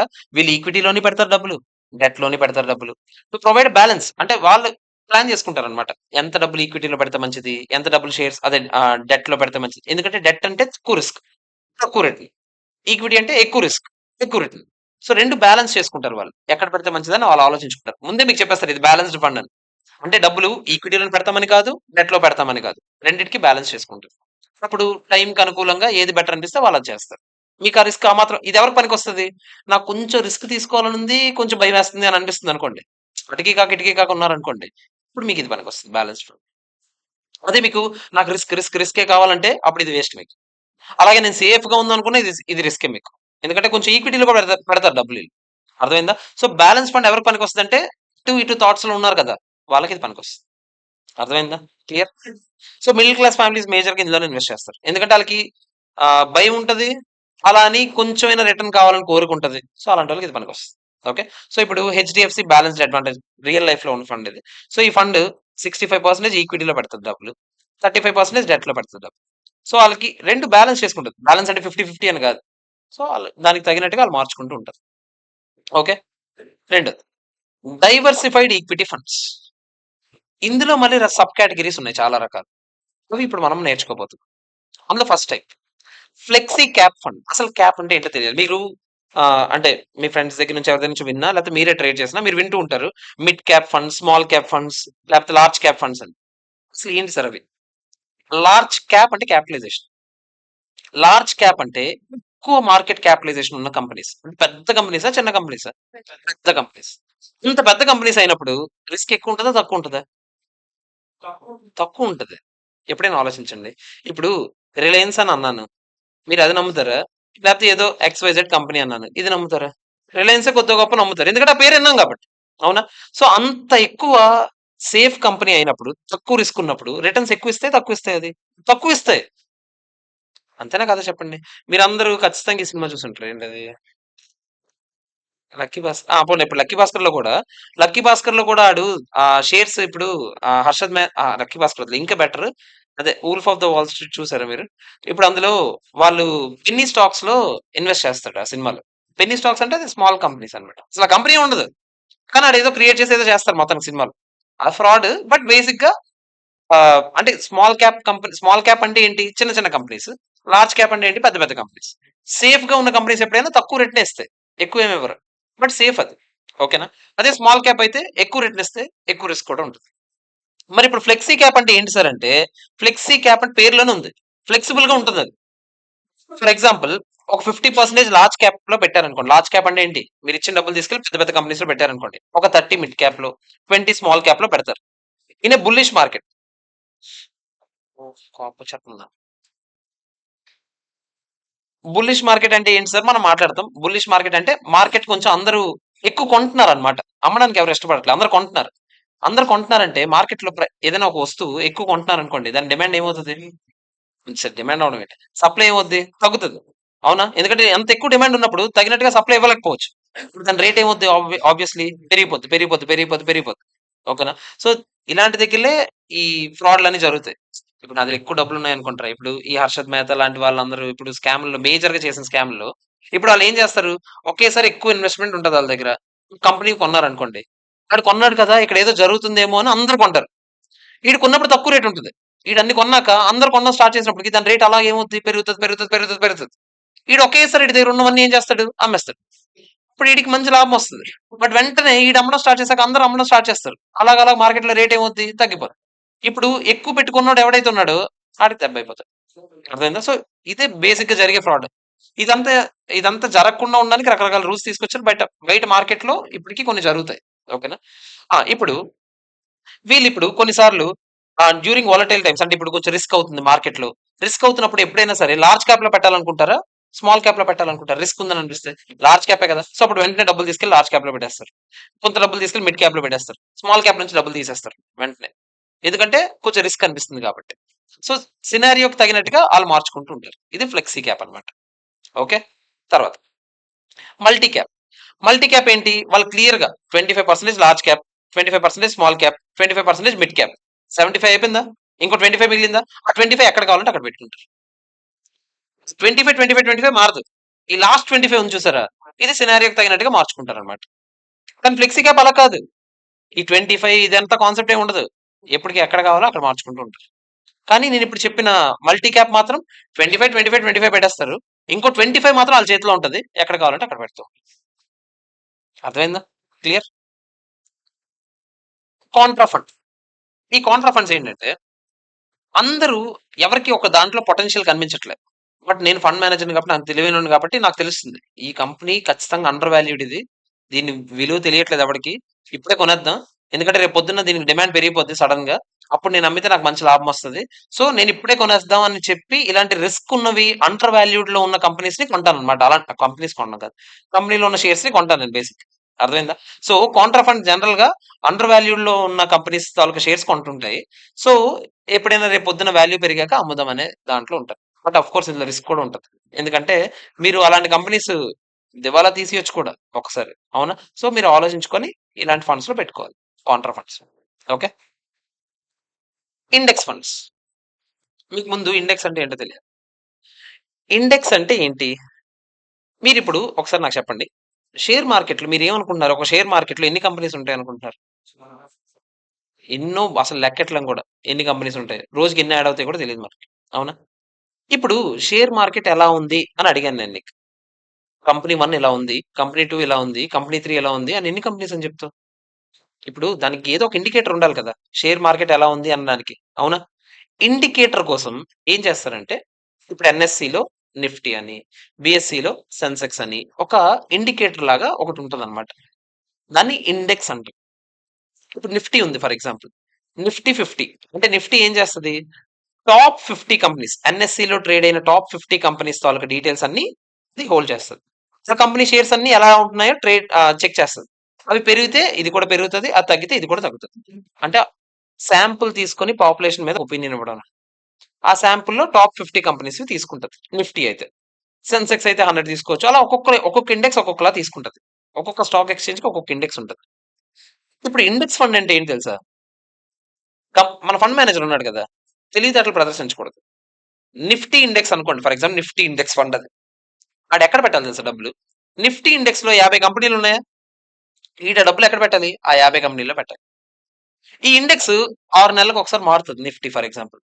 ఇప్పుడు 50 కంపెనీల్లో ఒక 5 ఎళ్ళిపోయాయి బయటికి. కొత్తగా ఇంకో 5 యాడ్ అయ్యాయి. ఎప్పుడైనా 50 ఉండాలి ఖచ్చితంగా. సార్ 45 ఉండిపోతే ఒకేళ అలా ఉండదు. 50 ఉండాలి ఖచ్చితంగా. ఒక 5 కొత్తవొచ్చాయి. 5 పాతవి ఎళ్ళిపోయాయి. ఈడు కూడా ఏం చేయాలి? ఆ 5 అమ్మేసి ఇంకో 5 కొత్తవేవైతే వచ్చాయో అవే కొనుక్కోవాలి. సింపుల్‌గా చెప్పాలంటే ఓవర్ యాక్షన్ చేయకూడదు. ఆ ఇండెక్స్ ఎక్కడ ఏముందో అది రెప్లికా ఇవ్వాలి ఇక్కడ. ఇక్కడ నా పని ఏమైనా ఉందా? తక్కువుందా? సో, ఇక్కడ ఫండ్ మేనేజర్ ఫీస్ తక్కువుంటదా? ఎక్కువుంటదా? చాలా తక్కువుండాలి. ఇక్కడ నా తెలివితేటలేమి ఉండవు. ఇక్కడ నేను జస్ట్ ఏం చేయాలి? నేను ట్రాక్ చేసుకోవాలి కరెక్ట్‌గా. ఇండెక్స్ ఎలా ఉందో ఎగ్జాక్ట్‌గా అదేలాగా నాదుందా లేదా? ఓకేనా? సో, దానికి అందులో ఏదైనా కొత్తగా యాడ్ అవుతున్నా, మైనస్ అవుతున్నా నేను కూడా దానికి తగినట్టు మార్చుకుంటూ ఉండాలి. అంతే తప్ప నేను ఏ ఓవర్ యాక్షన్ చేయకూడదు. అర్థమైందా? వాటిని ఏమంటాం మనం? ఇండెక్స్ ఫండ్స్ అని. ఓకే. ఇది కొంచెం చాలా అట్రాక్టివ్ ఫండ్స్ అన్నమాట. ఇందులో ఈటీఎఫ్స్ కూడా ఒక రకమైనవి ఉన్నాయి. అది మనం డిస్కస్ చేస్తాము. బట్ ఇది కొంచెం అట్రాక్టివ్, ఈ రోజుల్లో చాలా అట్రాక్టివ్ స్కీమ్ ఇది. సో, చాలా మంది ఇందులో ఇన్వెస్ట్ చేస్తారు ఇండెక్స్ ఫండ్స్. ఓకేనా? ఎందుకంటే టాప్ 50 కంపెనీస్ కాబట్టి ఆబ్వియస్ రిస్క్ చాలా తక్కువ ఉంటది. రిటర్న్స్ కూడా అంత ఎక్కువేం వచ్చేవు. ఆబ్వియస్‌లీ ఎప్పుడైనా గుర్తుపెట్టుకోండి. రిస్క్ తక్కువ ఉందంటే రిటర్న్ కూడా మీరు ఎక్కువ ఎక్స్‌పెక్ట్ చేయకూడదు. తక్కువగానే ఉంటదక్కడ. Okay. Clear. Last and final dividend yield fund. పేరులోనే ఉంది. రెగ్యులర్‌గా డివిడెండ్స్ ఎవరైతే పే చేస్తారో ఆ కంపెనీస్‌లోనే ఇన్వెస్ట్ చేస్తారు. వీళ్ళకేంటంటే చివరి వరకు వెయిట్ చేయడానికి షుగర్ బేసిక్‌గా. నాకు వెంటనే డబ్బులొచ్చేయాలి, డబ్బులొచ్చేయాలి, డబ్బులొచ్చేయాలి అనుకున్నోడు నాకు ప్రతి ఇయర్ ఏదో కనిపిస్తేనే నాకు కొంచెం సాటిస్ఫాక్షన్‌గా ఉంటదంటే అప్పుడు ఇలాంటి వాటిలో పెట్టుకోవాలి. అర్థమైందా? ఎక్కువ డివిడెండ్స్ ఇస్తున్న కంపెనీస్, రెగ్యులర్‌గా డివిడెండ్స్ పే చేస్తున్న కంపెనీస్‌లో నేనెళ్లి ఇన్వెస్ట్ చేస్తా. ఇది dividend yield funds. Clear? Okay. చాలు. ఫండ్స్ గురించి చాలా ఎక్కువ తెలుసుకుంటున్నాం మనం. మనం కొంచెం బ్రేక్ తీసుకొని సమ్స్ చేద్దాము. సో, ఫస్ట్ ఇప్పుడు ఏవైతే నేను చెప్పానో ఒకసారి జస్ట్ ఒక బ్రీఫ్‌గా చెప్పేస్తాను నేను. తర్వాత మనం మాట్లాడుకుందాం. ఆబ్వియస్‌లీ మ్యూచువల్ ఫండ్స్ మళ్ళీ నేను ఇంట్రడక్షన్ అంతా డిస్కస్ చేయట్లేదు. ఎక్స్‌పెన్స్ రేషియో అంటే ఏంటో చెప్పాను కదా నేను మీకు. మీకు యాన్యుయల్‌గా ఆపరేటింగ్ ఎక్స్‌పెన్స్ ఎంత అవుతాయి? ఎక్స్‌పెన్స్ అంటే ఏమేమి ఉండొచ్చు? Fees, marketing expenses, administration expense రకరకాలు. Divided by assets under management అంటే ఏంటని చెప్పాను. టోటల్ అసెట్స్ తాలూకా market value minus liabilities, surplus cash ఏదైనా ఉంటే యాడ్ చేసుకుంటారు. అది ఎంతో కొంత వస్తది ఎక్స్‌పెన్స్ రేషియో. టిపికల్లీ 1 కన్నా ఎక్కువ ఉండదు ఎప్పుడు. ఓకేనా? అలాంటివేమి అడగడులే ఎగ్జామ్‌లో. ఎంట్రీ లోడ్, ఎగ్జిట్ లోడ్ ఏది ఇప్పుడుంది బయట మార్కెట్‌లో ఏది లేదు. ఎగ్జిట్ లోడ్ ఉంది. అది కూడా ఎప్పుడుందని చెప్పాను జనరల్‌గా. షార్ట్ పీరియడ్ లోనే మీరు కొని అమ్మేద్దాం అనుకుంటే మాత్రం ఎగ్జిట్ లోడ్ ఉంది. లేకపోతే ఎగ్జిట్ లోడ్ లేదు. ఎంట్రీ లోడ్ అయితే బయటికి తీసేసాడు పూర్తిగా. ఎంట్రీ లోడ్ అంటే పర్చేజ్ అప్పుడొస్తదా? సేల్ అప్పుడొస్తదా? పర్చేజ్ అప్పుడొస్తది. ఎగ్జిట్ లోడ్ అంటే సేల్ అప్పుడొస్తది. ఎంట్రీ లోడ్ అంటే ఎన్ఏవికి యాడ్ చేయాలా? లెస్ చేయాలా? యాడ్ చేయాలి. ఎగ్జిట్ లోడ్ అంటే మైనస్ చేయాలి. ఓకే. తర్వాత 3 రకాల ఫండ్స్ చెప్పాను నేను. ఏంటేంటివి? Open ended funds, closed ended funds, interval funds. ఏది ఎప్పుడు కావాలంటే అప్పుడు రావచ్చు, ఎళ్ళొచ్చు. Open ended funds. ఎవరి దగ్గర రావచ్చు, ఎళ్ళొచ్చు. ఫండ్ దగ్గరకి డైరెక్ట్‌గా రావచ్చు. అక్కడే కొనుక్కోవచ్చు, అక్కడే అమ్ముకోవచ్చు, అన్నీ చేసుకోవచ్చు. కానీ క్లోజ్డ్ ఎండెడ్ ఫండ్స్ అంటే నా దగ్గర రాలేరు. స్టాక్ ఎక్స్‌చేంజ్‌లో కొనొచ్చు. ఇంటర్వల్ అంటే కొంత పీరియడ్‌లో మధ్య మధ్యలో వాళ్ళు ఇంటర్వల్ ఇస్తారు. ఆ టైంలో మీరు కొనుక్కోవచ్చు, అమ్ముకోవచ్చు, ఏదైనా చేయొచ్చు. ఓకేనా? చాలా. ఆహ్, ఫండ్స్‌లో స్కీమ్స్ మాట్లాడుతున్నప్పుడు బ్యాలెన్స్డ్ ఫండ్ స్కీమ్ ఒకటి మాట్లాడాం. అంటే మీరు అన్నిట్లోని రకరకాలుగా రిస్క్ ఉంటుంది. సేఫ్ సైడ్‌గా కొంచెం పెడతారు డబ్బులు. డైవర్సిఫైడ్ ఈక్విటీ ఫండ్స్‌లో ఈక్విటీలోనే పెడతారు. ఆ ఈక్విటీలో పెట్టే దాంట్లో మళ్ళీ రకరకాలు. ఫ్లెక్సీ క్యాప్ అని చెప్పి 3 రకాల క్యాప్‌లు ఉంటాయని చెప్పాను ఫస్ట్ నేను. Large cap, small cap, mid cap. Large cap అంటే సేఫ్ కంపెనీస్, పెద్ద కంపెనీస్ సేఫ్‌గా ఉంటాయి. రిటర్న్స్ తక్కువుంటాయి. Obviously opposite small cap, mid cap మధ్యలో ఉంటుంది. ఓకేనా? ఫ్లెక్సీ క్యాప్ అంటే ఎప్పుడు కావాలంటే అప్పుడు మారుస్తూ ఉంటారు. కానీ మల్టీ క్యాప్ అయితే 25, 25, 25 ఎళ్ళిపోద్ది. ఇంకో 25 మారుస్తూ ఉంటారు. తర్వాత కాంట్రా ఫండ్ అంటే అండర్ వాల్యూడ్ కంపెనీస్‌లో డబ్బులు పెడుతూ ఉంటారు. ఇండెక్స్ ఫండ్ అంటే ఎక్కడ నేను ఆలోచిస్తానా? ఇండెక్స్‌ని రెప్లికేట్ చేయాలి. అదే ఇండెక్స్ అయితే డిపెండ్స్. ఇప్పుడు నిఫ్టీ ఇండెక్స్ ఫండ్ అయితే నిఫ్టీని రెప్లికేట్ చేస్తది. సెన్సెక్స్ అయితే సెన్సెక్స్ రెప్లికేట్ చేస్తది. ఈ రెండే కామన్‌గా మీరు వింటూ ఉంటారు కాబట్టి ఆ రెండే చెప్తాను. డివిడెండ్ ఈల్డ్ ఫండ్ అంటే రెగ్యులర్‌గా డివిడెండ్స్ పే చేసే వాళ్ళు, ఎక్కువ ఎక్కువ డివిడెండ్స్ ఇచ్చే వాళ్ళ దగ్గర ఎళ్లి ఇన్వెస్ట్ చేస్తారు. అర్థమైంది? క్లియర్? ఓకే. కొంచెం బ్రేక్ తీసుకుందాం. బ్రేక్ తర్వాత మనం ఒక 5-6 సమ్స్ చేసి ఈ రోజుకి క్లోజ్ చేసుకుందాం. ఓకేనా? ఓకే. స్టార్ట్. కొన్ని క్వెషన్స్ చూద్దాం. కొంచెం ఈజీ క్వెషన్సే కొన్ని. స్టార్టింగ్ క్వెషన్స్ కొన్నున్నాయి. ఫస్ట్, సెకండ్ క్వెషన్ కాదు. కొంచెం కిందకొద్దాం. ఈ థర్డ్ క్వెషన్ ఎవరి కాల్ అసలు ఫస్ట్ ట్రై చేయండి. దానికన్నా ముందు నేను ఇది చెప్పడం మర్చిపోయాను. మీకు స్కీమ్స్‌లో మనం కొన్ని మాట్లాడాం కదా! ఇప్పుడు డైవర్సిఫైడ్ స్కీమ్స్ అని ఇలాంటివి మాట్లాడాం కదా! కొన్ని స్కీమ్‌లు మాట్లాడలేదు మీకు గుర్తుంటే అదే. తర్వాత చెప్తానన్నాను. అందులో ఒకటి ఇప్పుడు చెప్పేస్తా. Equity linked saving scheme. ఇదొక స్కీమ్ ఉంది. ఇదేంటంటే మీరు మ్యూచువల్ ఫండ్‌కి డబ్బులిస్తే వాళ్ళెళ్లి షేర్స్‌లో ఇన్వెస్ట్ చేస్తారు. మామూలుగా అయితే మనం ఏటీసీ చాప్టర్ 6 డిడక్షన్స్ మీకు గుర్తుంటే ఏటీసీలో 1,50,000 వస్తది. అదైతే అందరికి తెలుసు కదా! ఆ 1,50,000 ఎందుకొస్తదో తెలీదు అందరికి. 1,50,000, 1,50,000, 1,50,000 అనేత్తాం గానీ అది ఎందుకొస్తదంటే పిల్లల ట్యూషన్ ఫీజులు, తర్వాత మీరు మ్యూచువల్ ఫండ్స్‌లో డబ్బులు పెడితే వస్తదని చెప్తాం. ఆ మ్యూచువల్ ఫండ్స్, ఈ మ్యూచువల్ ఫండ్స్. మీరు ఇందులో డబ్బులు పెడితే ఈ స్కీమ్‌లో మీకు టాక్స్ బెనిఫిట్స్ వస్తాయన్నమాట. ఏ టాక్స్ బెనిఫిట్స్? ఏటీసీలో 1,50,000 వరకు వస్తది. బట్ ఆబ్వియస్‌లీ నిన్నే మనం డిస్కస్ చేసాం. న్యూ స్కీమ్‌లో అయితే ఇట్స్ గాన్. అవేం రావు. ఓల్డ్ స్కీమ్‌లో అయితే ఇదొచ్చేది. ఓకేనా? సో, ఇప్పటికి ఉంది ఓల్డ్ స్కీమ్. ఉంది కాబట్టి ఏటీసీ కావాలనుకుంటే మీరు ఈక్విటీ లింక్డ్ సేవింగ్ స్కీమ్ లో డబ్బులు పెడితే మీకు అప్ టు 1,50,000 వరకు డిడక్షన్ వస్తుంది. ఓకేనా సార్? ఇప్పుడు నేను డీటీ ఇప్పుడు ప్రస్తుతానికి అది ఈక్విటీ లింక్ సేవింగ్, అంతకు మించి ఇందులో ఏం లేదు కొత్తగా. ఓకేనా? ఇప్పుడు మీరు నాకు చెప్పండి, మీకు వీడు ఆన్సర్ 2 రకాలుగా సాల్వ్ చేశాడు. బట్ మీరు ఒకటి గుర్తుపెట్టుకోండి, మనం నార్మల్ గా సింపుల్ గా ఎలా ఆలోచిస్తామో అలాగే ఆలోచిద్దాం, ఓవర్ గా ఆలోచించొద్దు. ఫర్ సపోజ్ ఇప్పుడు ఈడేమన్నాడంటే యూనిట్ ప్రైస్ 10 రూపాయలు ఇచ్చాడు, అంటే ఒక్కొక్క యూనిట్ 10 రూపాయలు అంటే public offer price of the unit is, అంటే మామూలుగా అన్నేవి 10 రూపీస్ అంట, కొనుక్కున్నప్పుడు మాత్రం ఎంత పడుతుందంట, అది 10.204 రూపీస్ పడుతుందంట. అంటే 10 రూపీస్ ది అంత ఎక్కువ పడుతుందంటే మధ్యలో ఏదో ఉంది. దాన్ని ఏమంటామని చెప్పాను? Entry load. అంతే కదా? ఇప్పుడు సార్ అది స్టాక్ మార్కెట్ లో కొంటున్నాడేమో, స్టాక్ మార్కెట్ లో మీరే చెప్పారు కదా డిమాండ్ సప్లై బట్టి అంతా మనం అజ్యూమ్ చేసుకోవద్దు. ఇది నార్మల్ గా ఓపెన్ ఎండెడ్ స్కీమ్ అనుకుందాం. ఓపెన్ ఎండెడ్ స్కీమ్ అంటే ఎక్కడ కొంటాడు వీడు? డైరెక్ట్ గా ఫండ్ నుంచే కదా కొనుక్కుంటాడు. ఫండ్ నుంచి కొనుక్కోవాలంటే 10 రూపీస్ ది 10.204 అవుతుందంటే ఏమడిగాడు? ఫ్రంట్ అండ్ లోడ్ ఎంత అని అడిగాడు. ఫ్రంట్ అండ్ లోడ్ అంటే ఏంటి? ఎంట్రీ లోడ్ ఎంత అని అడిగాడు. అమౌంట్ లో చెప్పాలంటే చాలా ఈజీ, 10.204 మైనస్ 10 రూపీస్ అంటే ఎంత? 0.204 రూపీస్. కానీ పర్సంటేజ్ కావాలంటే డివైడెడ్ బై ఏం చేయాలి? డివైడెడ్ బై 10 చేయాలా, 10.204 చేయాలా? 10 చేయాలి. 10 కి ఎంత ఎక్స్ట్రా పడుతుంది అని కదా డిస్కషన్. సో మనం ఏం చేయాలి? 10.204 minus 10 divided by 10 into 100. Percentage లో కావాలంటే ఇలాగే కదా చేస్తాం మనం. ఎంత వస్తుంది చెప్పండి? 2.04%. అంటే దాని మీనింగ్ ఏంటి తెలుసా? 10 రూపాయలు ఉంది కదా ఒక యూనిట్, 10 రూపీస్ పెట్టిన యూనిట్, అందరు క్యాలిక్యులేటర్ తీయండి. 10 కొట్టండి, 10 ప్లస్ 2.04% కొట్టండి, అంటే ఎంత వస్తుంది? 10.204. అంటే మీరు 10 రూపీస్ ది 2.04% ఎంట్రీ లోడ్ ఉండడం వల్ల మీ చేతికి వచ్చినప్పటికి ఎంత అవుతుంది? అది 10.204 రూపీస్ అవుతుంది. వాడు దానికి ఇంకో విధంగా క్యాలిక్యులేట్ చేశాడు, బట్ అది పట్టించుకోవద్దు. ఆల్టర్నేటివ్ ఇది ఉంది కదా, ఇదే మనం చేద్దాం. ఓకేనా? మీరు అది మిగతాది వదిలేయండి. అది ఎందుకంటే అసలు ఫ్రంట్ ఎండ్ లోడే లేదు అందులో, ఇంకెంత తలనొప్పులు వద్దు మనకి. ఓకేనా? సో 10.204%, 2.04%. మరి సేమ్ ఇలానే అడు అమ్మేటప్పుడు అంట 10 రూపీస్ ది 9.8 వస్తుందంట. 10 రూపీస్ ది 9.8 వస్తుందంటే మళ్ళీ మనం సేమ్ ఎలా క్యాలిక్యులేట్ చేయాలి చెప్పండి? 10 మైనస్ 9.8 మైనస్ చేస్తున్నాను నేను, డివైడెడ్ బై 10 ఇంటూ 100 ఎంత వస్తుంది? అంటే బేసిక్ గా 10 రూపాయల యూనిట్ మీ చేతికి ఇచ్చేటప్పుడు ఎగ్జిట్ లోడ్ మైనస్ చేస్తారని చెప్పాను కదా. 10 మైనస్ 2%, అంటే మీ చేతికి ఇచ్చేటప్పుడు 9.8 ఇస్తున్నారు అని అర్థం. అర్థమైందా లేదా చెప్పండి? పిల్లవచ్చా సంబంధం మీకు మామూలుగా ఈ కాన్సెప్ట్ తెలుసు కాబట్టి ఇది ఏంటని మీకు అర్థం అవుతుంది. ఇప్పుడు ఎంట్రీ లోడ్ ఉందా లేదా బయట మార్కెట్ లో? లేదని చెప్పాను. ఎగ్జిట్ లోడ్ ఉంది. ఇప్పుడు ఉంటదని చెప్పాను. షార్ట్ టర్మ్ లోనే మీరు కొని అమ్మేద్దాం అని అనుకుంటే మాత్రం ఎగ్జిట్ లోడ్ ఉంటుంది, లోడ్ అయితే మాత్రం లేదు. Okay, clear. తర్వాత సెకండ్ క్వశ్చన్ చూద్దాం.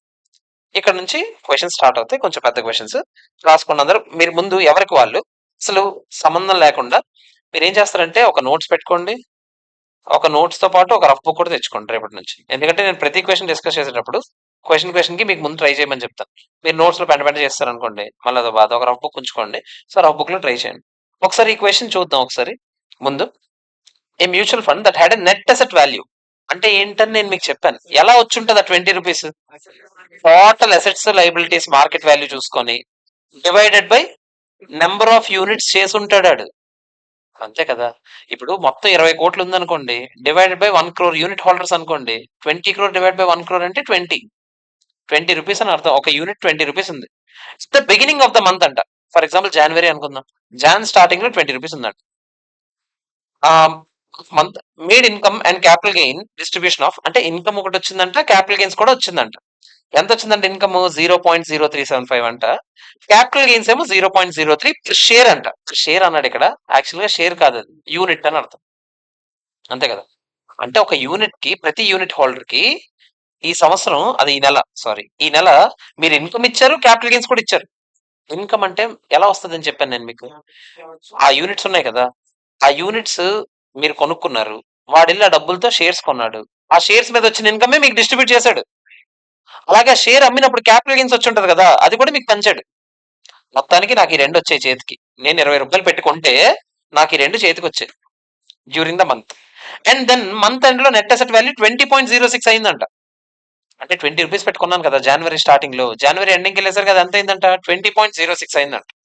మంత్లీ ఎంత రిటర్న్ వచ్చింది అని అడిగాడు. ఇట్లా నాకు ఒకటి చెప్పండి రా. అసలు ఫార్ములాలు అన్ని పక్కన పెట్టండి. నాకు ఏమేమి వచ్చాయి డబ్బులు చెప్పండి ఫస్ట్. అదే ఇన్కమ్ డిస్ట్రిబ్యూషన్ ఒకటి జరిగిందా? ఇన్కమ్ డిస్ట్రిబ్యూషన్ ఎంతరా పంచారు నాకు ఇన్కమ్? 0.0375 అంతేనా? తర్వాత క్యాపిటల్ గెయిన్స్ ఒకటి పంచారు నాకు. ఎంత పంచారా క్యాపిటల్ గెయిన్స్? 0.03 అంతేనా? తర్వాత నాకు ఎప్రిసియేషన్ వచ్చింది ఎన్ఏవిలో. ఎప్రిసియేషన్ ఇన్ ఎన్ఏవి అంటే ఏంటి సార్ అంటే, నేను ఎంత పెట్టుకున్నాను రా యూనిట్? 20 రూపీస్ పెట్టుకున్నాను. ఇప్పుడు ఎంత ఉందిరా? 20.06 ఉంది. లాభం ఎంత? 20.06 మైనస్ 20 ఎంత? 0. నా మొత్తం లాభాలన్నీ కలపండి రా. 0.1275 నాకు మొత్తం వచ్చిన లాభం. అవునా? ఎంత పెడితే వచ్చిందిరా ఇదంతా? 20 రూపీస్ పెడితే వచ్చింది. సో నా లాభం ఎంత అని అడిగాడు. ఏముందిరా, 0.1275 డివైడెడ్ బై నేను ఎంత పెట్టాను రా? 20 రూపీస్ ఇంటూ 100 ఏనా పర్సంటేజ్ లో కావాలంటే ఎంత చెప్పండి? 0.6375% వచ్చింది నాకు. ఇది మంత్ కా ఇయర్ కా ఏంటి? మంత్ కి. వాడు ఏమడిగాడు?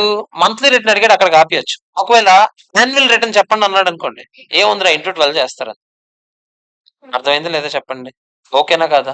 ఇది matter. So sir presentation exam లో ఎలా చేయాలి? ఇప్పుడు ఇంత అవసరం లేదు, ఇదంతా ఓవర్ యాక్షన్ అవసరం లేదు. ఓకేనా? సో బేసిక్ గా మనకు 3 గెయిన్స్ వచ్చాయి, 3 టోటల్ చేశాను నేను.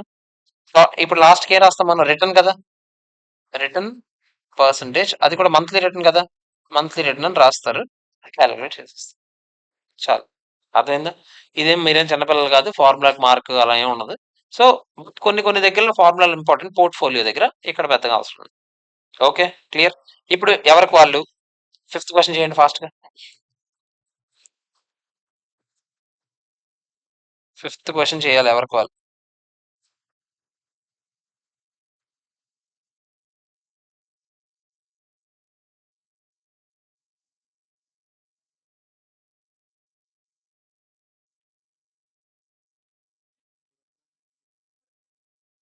ఎంత వచ్చింది అందరికి?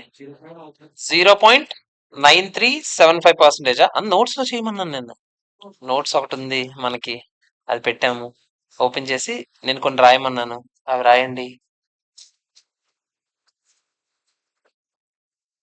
ఎగ్జామ్ లో మీకు వస్తే సరిపోదు, మీకు వచ్చిన విషయం వాడికి తెలియాలి. నాకు మార్కులు రావరే. వర్కింగ్ నోట్లు ఉండాలి, అన్నీ ఉండాలి ఆన్సర్లు. దీనికి అవసరం లేదు వర్కింగ్ నోట్లు.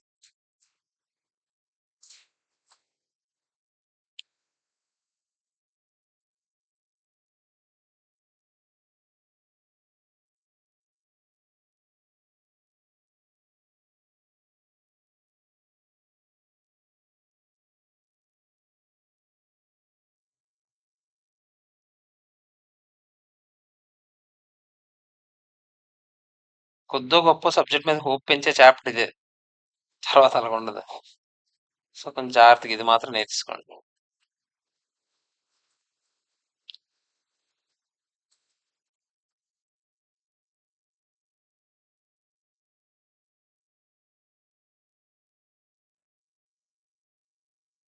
అండ్ మనం ఆబ్వియస్లీ క్లాస్ లో ప్రతి చాప్టర్ తర్వాత దాని బిట్స్ మీద కూడా అప్పటికప్పుడే డిస్కస్ చేసేద్దాం.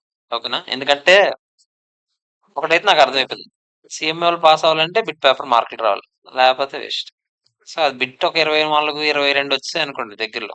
బిట్ సిఎంఏ వాళ్ళకే కాదు, ఇప్పుడు సిఏ వాళ్ళకి కూడా బిట్ పేపర్ ఉంది కాబట్టి బిట్టే మనకు 22 నుంచి 24 మధ్యలో వచ్చింది అనుకోండి, హ్యాపీగా 50 వరకు అయితే వచ్చేస్తుంది. ఆ తర్వాత మన కష్టం మీద డిపెండెంట్. ఇది రాసారా? ఓకేనా అందరికి? ఎంత వచ్చింది? 0.9375% పర్ యానం కూడా కనుక్కున్నారు కదా. నెక్స్ట్ క్వశ్చన్ చూద్దాం ఏంటో చూడండి. ఈసారి ఇది మళ్ళీ నోట్స్ లో చేయొద్దు, ఇది డైరెక్ట్ చేసేయండి. సేమ్ క్వశ్చన్ లాగానే ఉంది. సారీ, ఫస్ట్ క్వశ్చన్ సేమే. ఫస్ట్ క్వశ్చన్ ఏంటో చూడండి. రిటర్న్ ఆన్ ఇన్వెస్ట్మెంట్ ఎంత? 15 రూపీస్ అంట క్లోజింగ్ ఎన్ఏవి. ఎన్ఏవి అంటే మళ్ళీ డిస్కస్ చేయట్లేదు, మీకు చెప్పాను నేను. ఈసారి కొంచెం తేడా ఉంది. ఏంటది? అక్కడ ఎన్నో యూనిట్స్ కొన్నాడని చెప్పారు, ఇప్పటి వరకు మనం అవేం డిస్కస్ చేయలేదు. కాసేపు ఆడు ఎన్ని కొన్నాడు పక్కన పెడదాం, ఒక యూనిట్ కి ఎంత లెక్కెడదాం.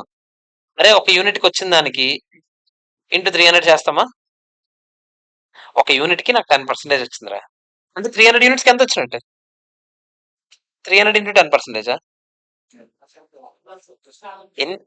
ఒక యూనిట్ కి నాకు రిటర్న్ 10% వచ్చిందిరా. 300 యూనిట్స్ కి ఎంత వచ్చినట్టు అని అడిగాను. 10%. సో మీరు ఒక యూనిట్ కి లెక్కెట్టచ్చు. అర్థమైందా? కాకపోతే ఇక్కడ 300 యూనిట్స్ ఎందుకు సార్ మరి ఇచ్చాడంటే దాంతో ఇంకో పని ఉంది నెక్స్ట్ క్వశ్చన్ కి. చూడండి ఇప్పుడు ఫస్ట్ క్వశ్చన్ చేసేయండి మీరు. రిటర్న్ ఎంత లెక్కెట్టండి. 1.25 113 minus 12.25.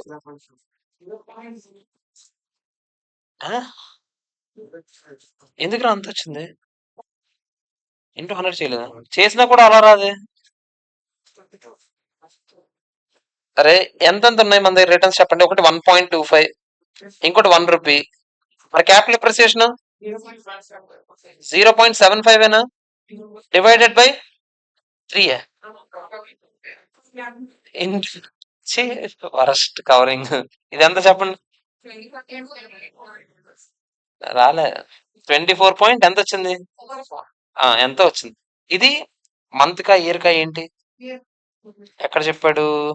31 December 2010 return on investment అంతే చెప్పి మనకి ఎప్పుడు 2009 లో కొన్నాడు. ఓకే 2010 ఎండింగ్ వచ్చాం అంటే 1 ఇయర్ కి ఇది. ఓకేనా? సో మనకి ఎంత వచ్చింది ఆన్సర్. ఇప్పుడు నెక్స్ట్ క్వశ్చన్ ఏమి అడిగాడంటే రిటర్న్ ఆన్ ఇన్వెస్ట్మెంట్ ఎంత? ఒకవేళ 2010 లో అంట డివిడెండ్స్ క్యాపిటల్ గెయిన్స్ ఏవైతే వచ్చాయో అది ఇందాక మనకు వచ్చాయి కదా 1.25 ఒకటి 1 ఒకటి వచ్చింది కదా అంట రీఇన్వెస్ట్ చేసామంట. అంటే తీసుకోలే చేతికి, మళ్ళీ అప్పటికప్పుడే రీఇన్వెస్ట్ చేస్తామంట. రీఇన్వెస్ట్ చేసినప్పుడు మార్కెట్ లో వాల్యూ ఎంత ఉందో మనకు తెలియదు కదా. ఒక్కొక్క యూనిట్ 12.5 రూపీస్ ఉందంట. ఇప్పుడు రేట్ ఎంతో చెప్పండి అని అన్నాడు. కొంచెం జాగ్రత్తగా చేయాలి. ఇప్పుడు ఒకసారి జాగ్రత్తగా వినండి. ఒక్క నిమిషం. ఒకసారి ఫస్ట్ నాకు ఒకటి చెప్పండి. ఇన్కమ్ డిస్ట్రిబ్యూషన్ ఎంత వచ్చింది మీకు? ఇందాక ఎంత చెప్పారు? 1 రూపీయా 1.25? 1.25. క్యాపిటల్ గెయిన్స్ డిస్ట్రిబ్యూషన్ ఎంత వచ్చింది మనకి? 1. మొత్తం కలిపి అదే పర్ యూనిట్ కి ఎంత వచ్చింది మొత్తం కలిపి? 2.25 ఏనా? నా దగ్గర ఎన్ని యూనిట్స్ ఉన్నారా? నెంబర్ ఆఫ్ యూనిట్స్ 300 ఉన్నాయి. అంటే నాకెంత వచ్చింది టోటల్ అమౌంట్ నాకెంత? 300 ఇంటూ 2.25 ఎంత? 675 రూపీస్ వచ్చింది నాకు. అవునా? నేను ఈ 675 తీసుకెళ్ళి ఏం చేశానంట? మళ్ళీ రీఇన్వెస్ట్ చేశానంట. రీఇన్వెస్ట్ చేసినప్పుడు ఎన్ఏవి ఎంత ఉందంట? 12.5 రూపీస్ ఉందంట. అంటే ఒక్కొక్క యూనిట్ కావాలంటే కొనుక్కోవాలంటే 12.5 రూపీస్. ఇప్పుడు లాగా దొరకట్లేదు మనకు. 12.5 రూపీస్ పెడితే దొరుకుతుంది. అంటే ఇప్పుడు నాకు చెప్పండి, నెంబర్ ఆఫ్ యూనిట్స్ రీఇన్వెస్టెడ్,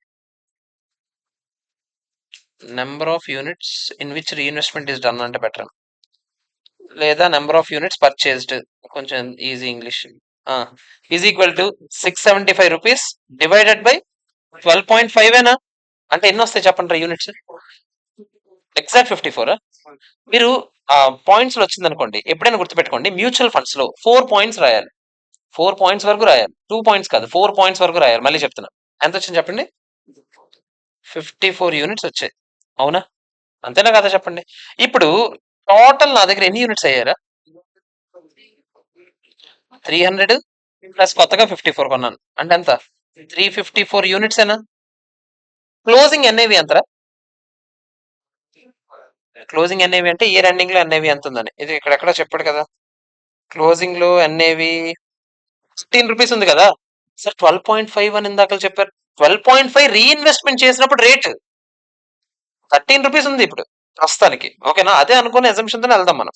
క్లోజింగ్ అనేవి 13 రూపీస్. అవునా? ఓపెనింగ్ అనేవి ఎంతరా? ఆగండి. క్లోజింగ్ అనేవి 10 రూపీస్ కదా. నాకు చెప్పండి, క్లోజింగ్ ఇన్వెస్ట్మెంట్ వాల్యూ ఎంత నాది? ఇన్వెస్ట్మెంట్ వాల్యూ అడిగాను నేను. అంటే 13 రూపీస్ ఇంటూ 354 యూనిట్స్ ఉన్నాయి నా చేతిలో. అవునా? 13 ఇంటూ 354 ఎంతరా? 4602 నా దగ్గర ఉన్నాయి. అవునా? ఇప్పుడు నాకు చెప్పండి రా, ఓపెనింగ్ ఎంత ఇన్వెస్ట్ చేశాను రా నేను? 300 యూనిట్స్ లో ఇన్వెస్ట్ చేశాను. ఒక్కొక్కటి ఎంత పెట్టాను నేను? 12.5. 12.25 పెట్టి కొన్నాను నేను. అంతేనా? 25 ఎంత ఇది? 3675. సార్ ఎందుకు సార్ ఓపెనింగ్ లో 300 తో మల్టిప్లై చేశారంటే, ఓపెనింగ్ నేను కొన్నప్పుడు ఎంత? 300 కొన్నాను. క్లోజింగ్ లో నా చేతిలో ఎన్ని ఉన్నాయి? 354 ఉన్నాయి. ఎలా వచ్చేసారు మీ దగ్గర 54 అంటే? మధ్యలో వచ్చిన డబ్బులు నేను వేస్ట్ చేయలే, మళ్ళీ రీఇన్వెస్ట్ చేశాను. ఇప్పుడు నాకు చెప్పండి రా, ఇప్పుడు నాకు ఎంత రిటర్న్ వచ్చిందంటే మీరు నాకు చెప్పండి రా, ఎప్పుడైనా రిటర్న్ ఎలా క్యాలిక్యులేట్ చేస్తాం? Closing minus opening divided by opening into 100. అంటే 4602 అయిపోయింది నా వాల్యూ. 3675 పెడితే డివైడెడ్ బై 3675 ఇంటూ 100 ఎంతరా? 224 25.224%. అంత ఈజీ కాదు ముందు సమ్ములంతా. ఇక్కడ మీరు ఓవర్ యాక్షన్ చేసి ఎక్కడ పోగొడతారంటే, ఈజీ చేసేద్దాం ఎందుకు ఇవన్నీ. ఇప్పుడు ఫర్ ఎగ్జాంపుల్ క్లోజింగ్ అనేవి 13 రూపీస్ ఉంది కదా, ఓపెనింగ్ అనేవి ఎంత ఉంది? 12.25 కదా. 13 మైనస్ 12.25 చేసేద్దాం, ఇంటూ అవ్వదు, రాదు. ఎందుకు ఇంటూ ఏం చేస్తాను? 300 చేస్తావా, 354 చేస్తావా? 300 ఎందుకు చేస్తావు? 16 ఉన్నప్పుడు ఉన్నాయి నీ దగ్గర ఎన్ని ఉన్నాయి? 300 ఉన్నాయా, 354 ఉన్నాయా? 354 ఉన్నాయి. ఈ సమ్ లో మనం యూనిట్ వైజ్ చేస్తానంటే చెయ్యొచ్చు, వరస్ట్ గా అవుతుంది. సో మీరు ఇలా చేసుకుంటేనే బెటర్. సో కొంచెం ప్రశాంతంగా మొత్తం ఆన్సర్ ఒకసారి చూసుకుంటూ రాయండి. ఏమైనా డౌట్ ఉంటే చెప్పండి నాకు ఫస్ట్. కొద్దిగా పెరుగుతుంది డిఫికల్టీ లెవెల్.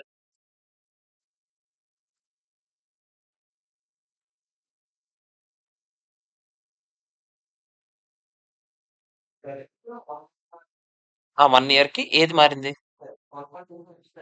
ఆ, ఆడిచ్చింది 1 ఇయర్ కి. ఎప్పుడైనా సరే గుర్తుపెట్టుకోండి, మనం 1 మంత్ క్యాలిక్యులేట్ చేసాం అనుకోండి, ఇయర్ కి ఎంత అని అడిగితే అప్పుడు ఇంటూ 12 చేస్తాం. ఇప్పుడు మంత్ కి రూపాయి వచ్చిందిరా, ఇయర్ కి ఎంత వచ్చిందిరా నీకంటే 12 రూపీస్ అని చెప్తావు. డైరెక్ట్ ఇయర్ కే లెక్కెట్టినప్పుడు 12 రూపీస్, మళ్ళీ ఇయర్ కి ఏంటి ఉండదు కదా.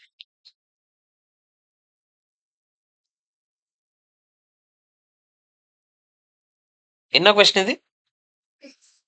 6th question.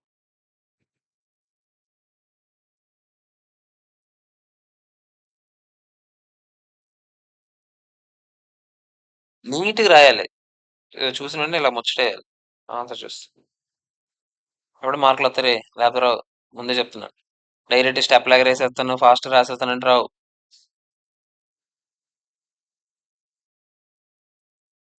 ఈ క్వశ్చన్ రాదులే ఎగ్జామ్ కి. వచ్చినా ఒకవేళ మీకు అన్ని క్వశ్చన్స్ 7 మార్క్స్ లేదా 5 మార్క్స్ మధ్య, 5 to 7 మార్క్స్ అంటే సిఎంఏ ఫైనల్ వాళ్ళకైతే 7 మార్క్స్, సిఏ ఫైనల్ వాళ్ళకైతే 5 మార్క్స్ ఇస్తే ఇవ్వచ్చు ఈ క్వశ్చన్. మరీ అంత ఈజీగా ఇవ్వడలే, ఎవడెత్తాడు. సో చాలా రేర్ అది.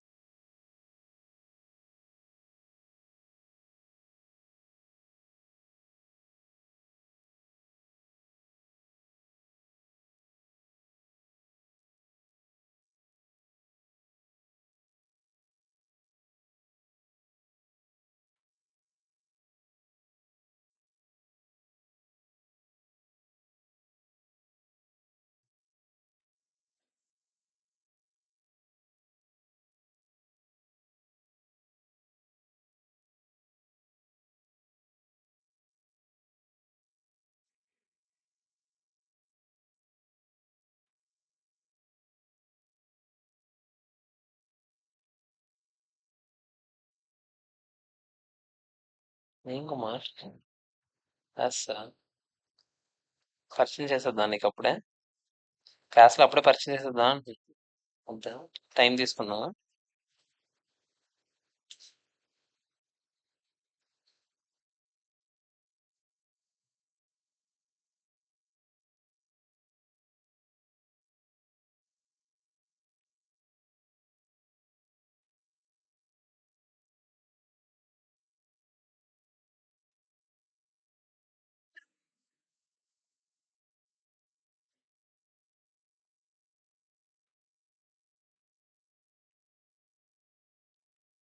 ఓకేనా అందరికి క్వశ్చన్? ఎవరికైనా డౌట్ ఉందా? నెక్స్ట్ దానికి వెళ్తున్నాను నేను. నెక్స్ట్ క్వశ్చన్ నెంబర్ 7 చూద్దాం. యాక్చువల్లీ ఇప్పుడు మీరు ఇది ట్రై చేయొచ్చు. ఇప్పుడు ట్రై చేయండి, ఇప్పుడే చేసిన క్వశ్చన్ లాంటిది. సేమ్ అలాంటి క్వశ్చన్ ఒకసారి ట్రై చేయండి. ఎవరికి వాళ్ళు ట్రై చేయాలి ఇప్పుడు.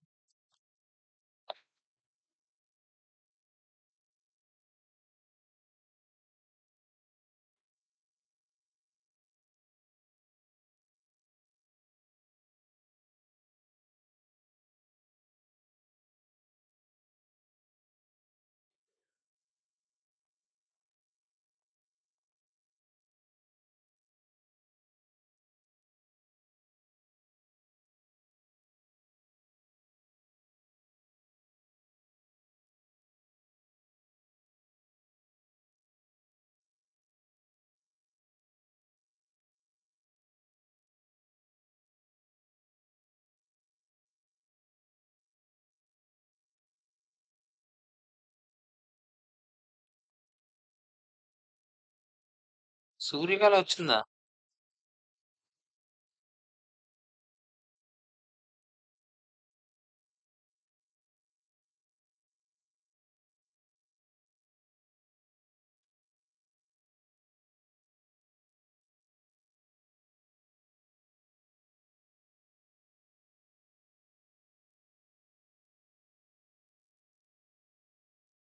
ఏట్రా యాదవ నిర్మల్ గడు మొదలెట్టారు అప్పుడే ఆబ్సెంట్లే. అప్పుడే మొదలెట్టారు ఆబ్సెంట్లే. చెయ్యి అంత క్లాస్కే. ఇంకంతే, ఎల్లుండి వస్తే ఏం అర్థం అవుతారు ఇప్పుడు.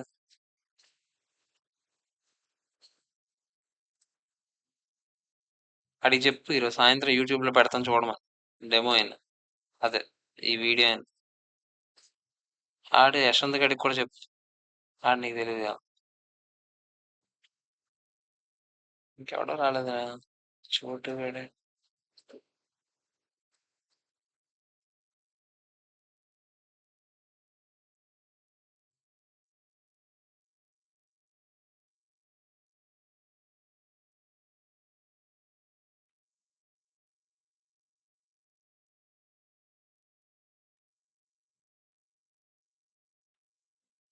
అయిందా అందరూ?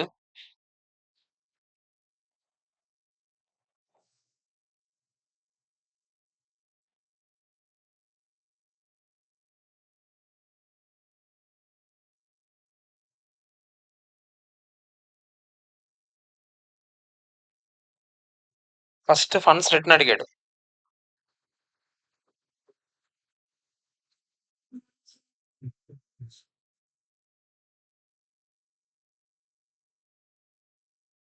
ఫస్ట్ ఫండ్స్ రిటర్న్ అడిగాడు. మనం ఫండ్ రిటర్న్ లెక్కెడదాం. ఏమేమి వచ్చాయి? డివిడెండ్ ఒక 0.90 వచ్చింది. క్యాపిటల్ గెయిన్స్ ఒక 0.75 వచ్చింది. ఎప్రిసియేషన్ వచ్చింది కదా మనకి. 9.10 మైనస్ 8.5 అంటే 0.60 వచ్చింది. టోటల్ ఎంత వచ్చింది మనకి? ఎంత? 2.25 2.25 వచ్చింది. మనం ఏం చేయాలి ఇప్పుడు? పర్ యూనిట్ కదా, రిటర్న్ కావాలి కదా మనకి. రిటర్న్ కావాలంటే 2.25 వచ్చింది మనకి, డివైడెడ్ బై ఎంత పెడితే వచ్చింది ఇదంతా? 8.5 ఇంటూ 100 ఎంతరా? 32.47 47%. నేను పర్సంటేజ్ 4 డిజిట్లు రాయమనలేదు. యూనిట్స్, నెంబర్ ఆఫ్ యూనిట్స్ రాసేటప్పుడు, ఎన్ఏవి రాసేటప్పుడు 4 డిజిట్లు రాయి. తర్వాత రిటర్న్ అయిపోయిన తర్వాత నెక్స్ట్ ఏం చెప్పాను నేను? ఇంకో క్వశ్చన్ రీఇన్వెస్ట్మెంట్ చేసామంట. రీఇన్వెస్ట్మెంట్ చేస్తే ఆగండి, నెంబర్ ఆఫ్ యూనిట్స్ రీఇన్వెస్టెడ్ ఎంతరా?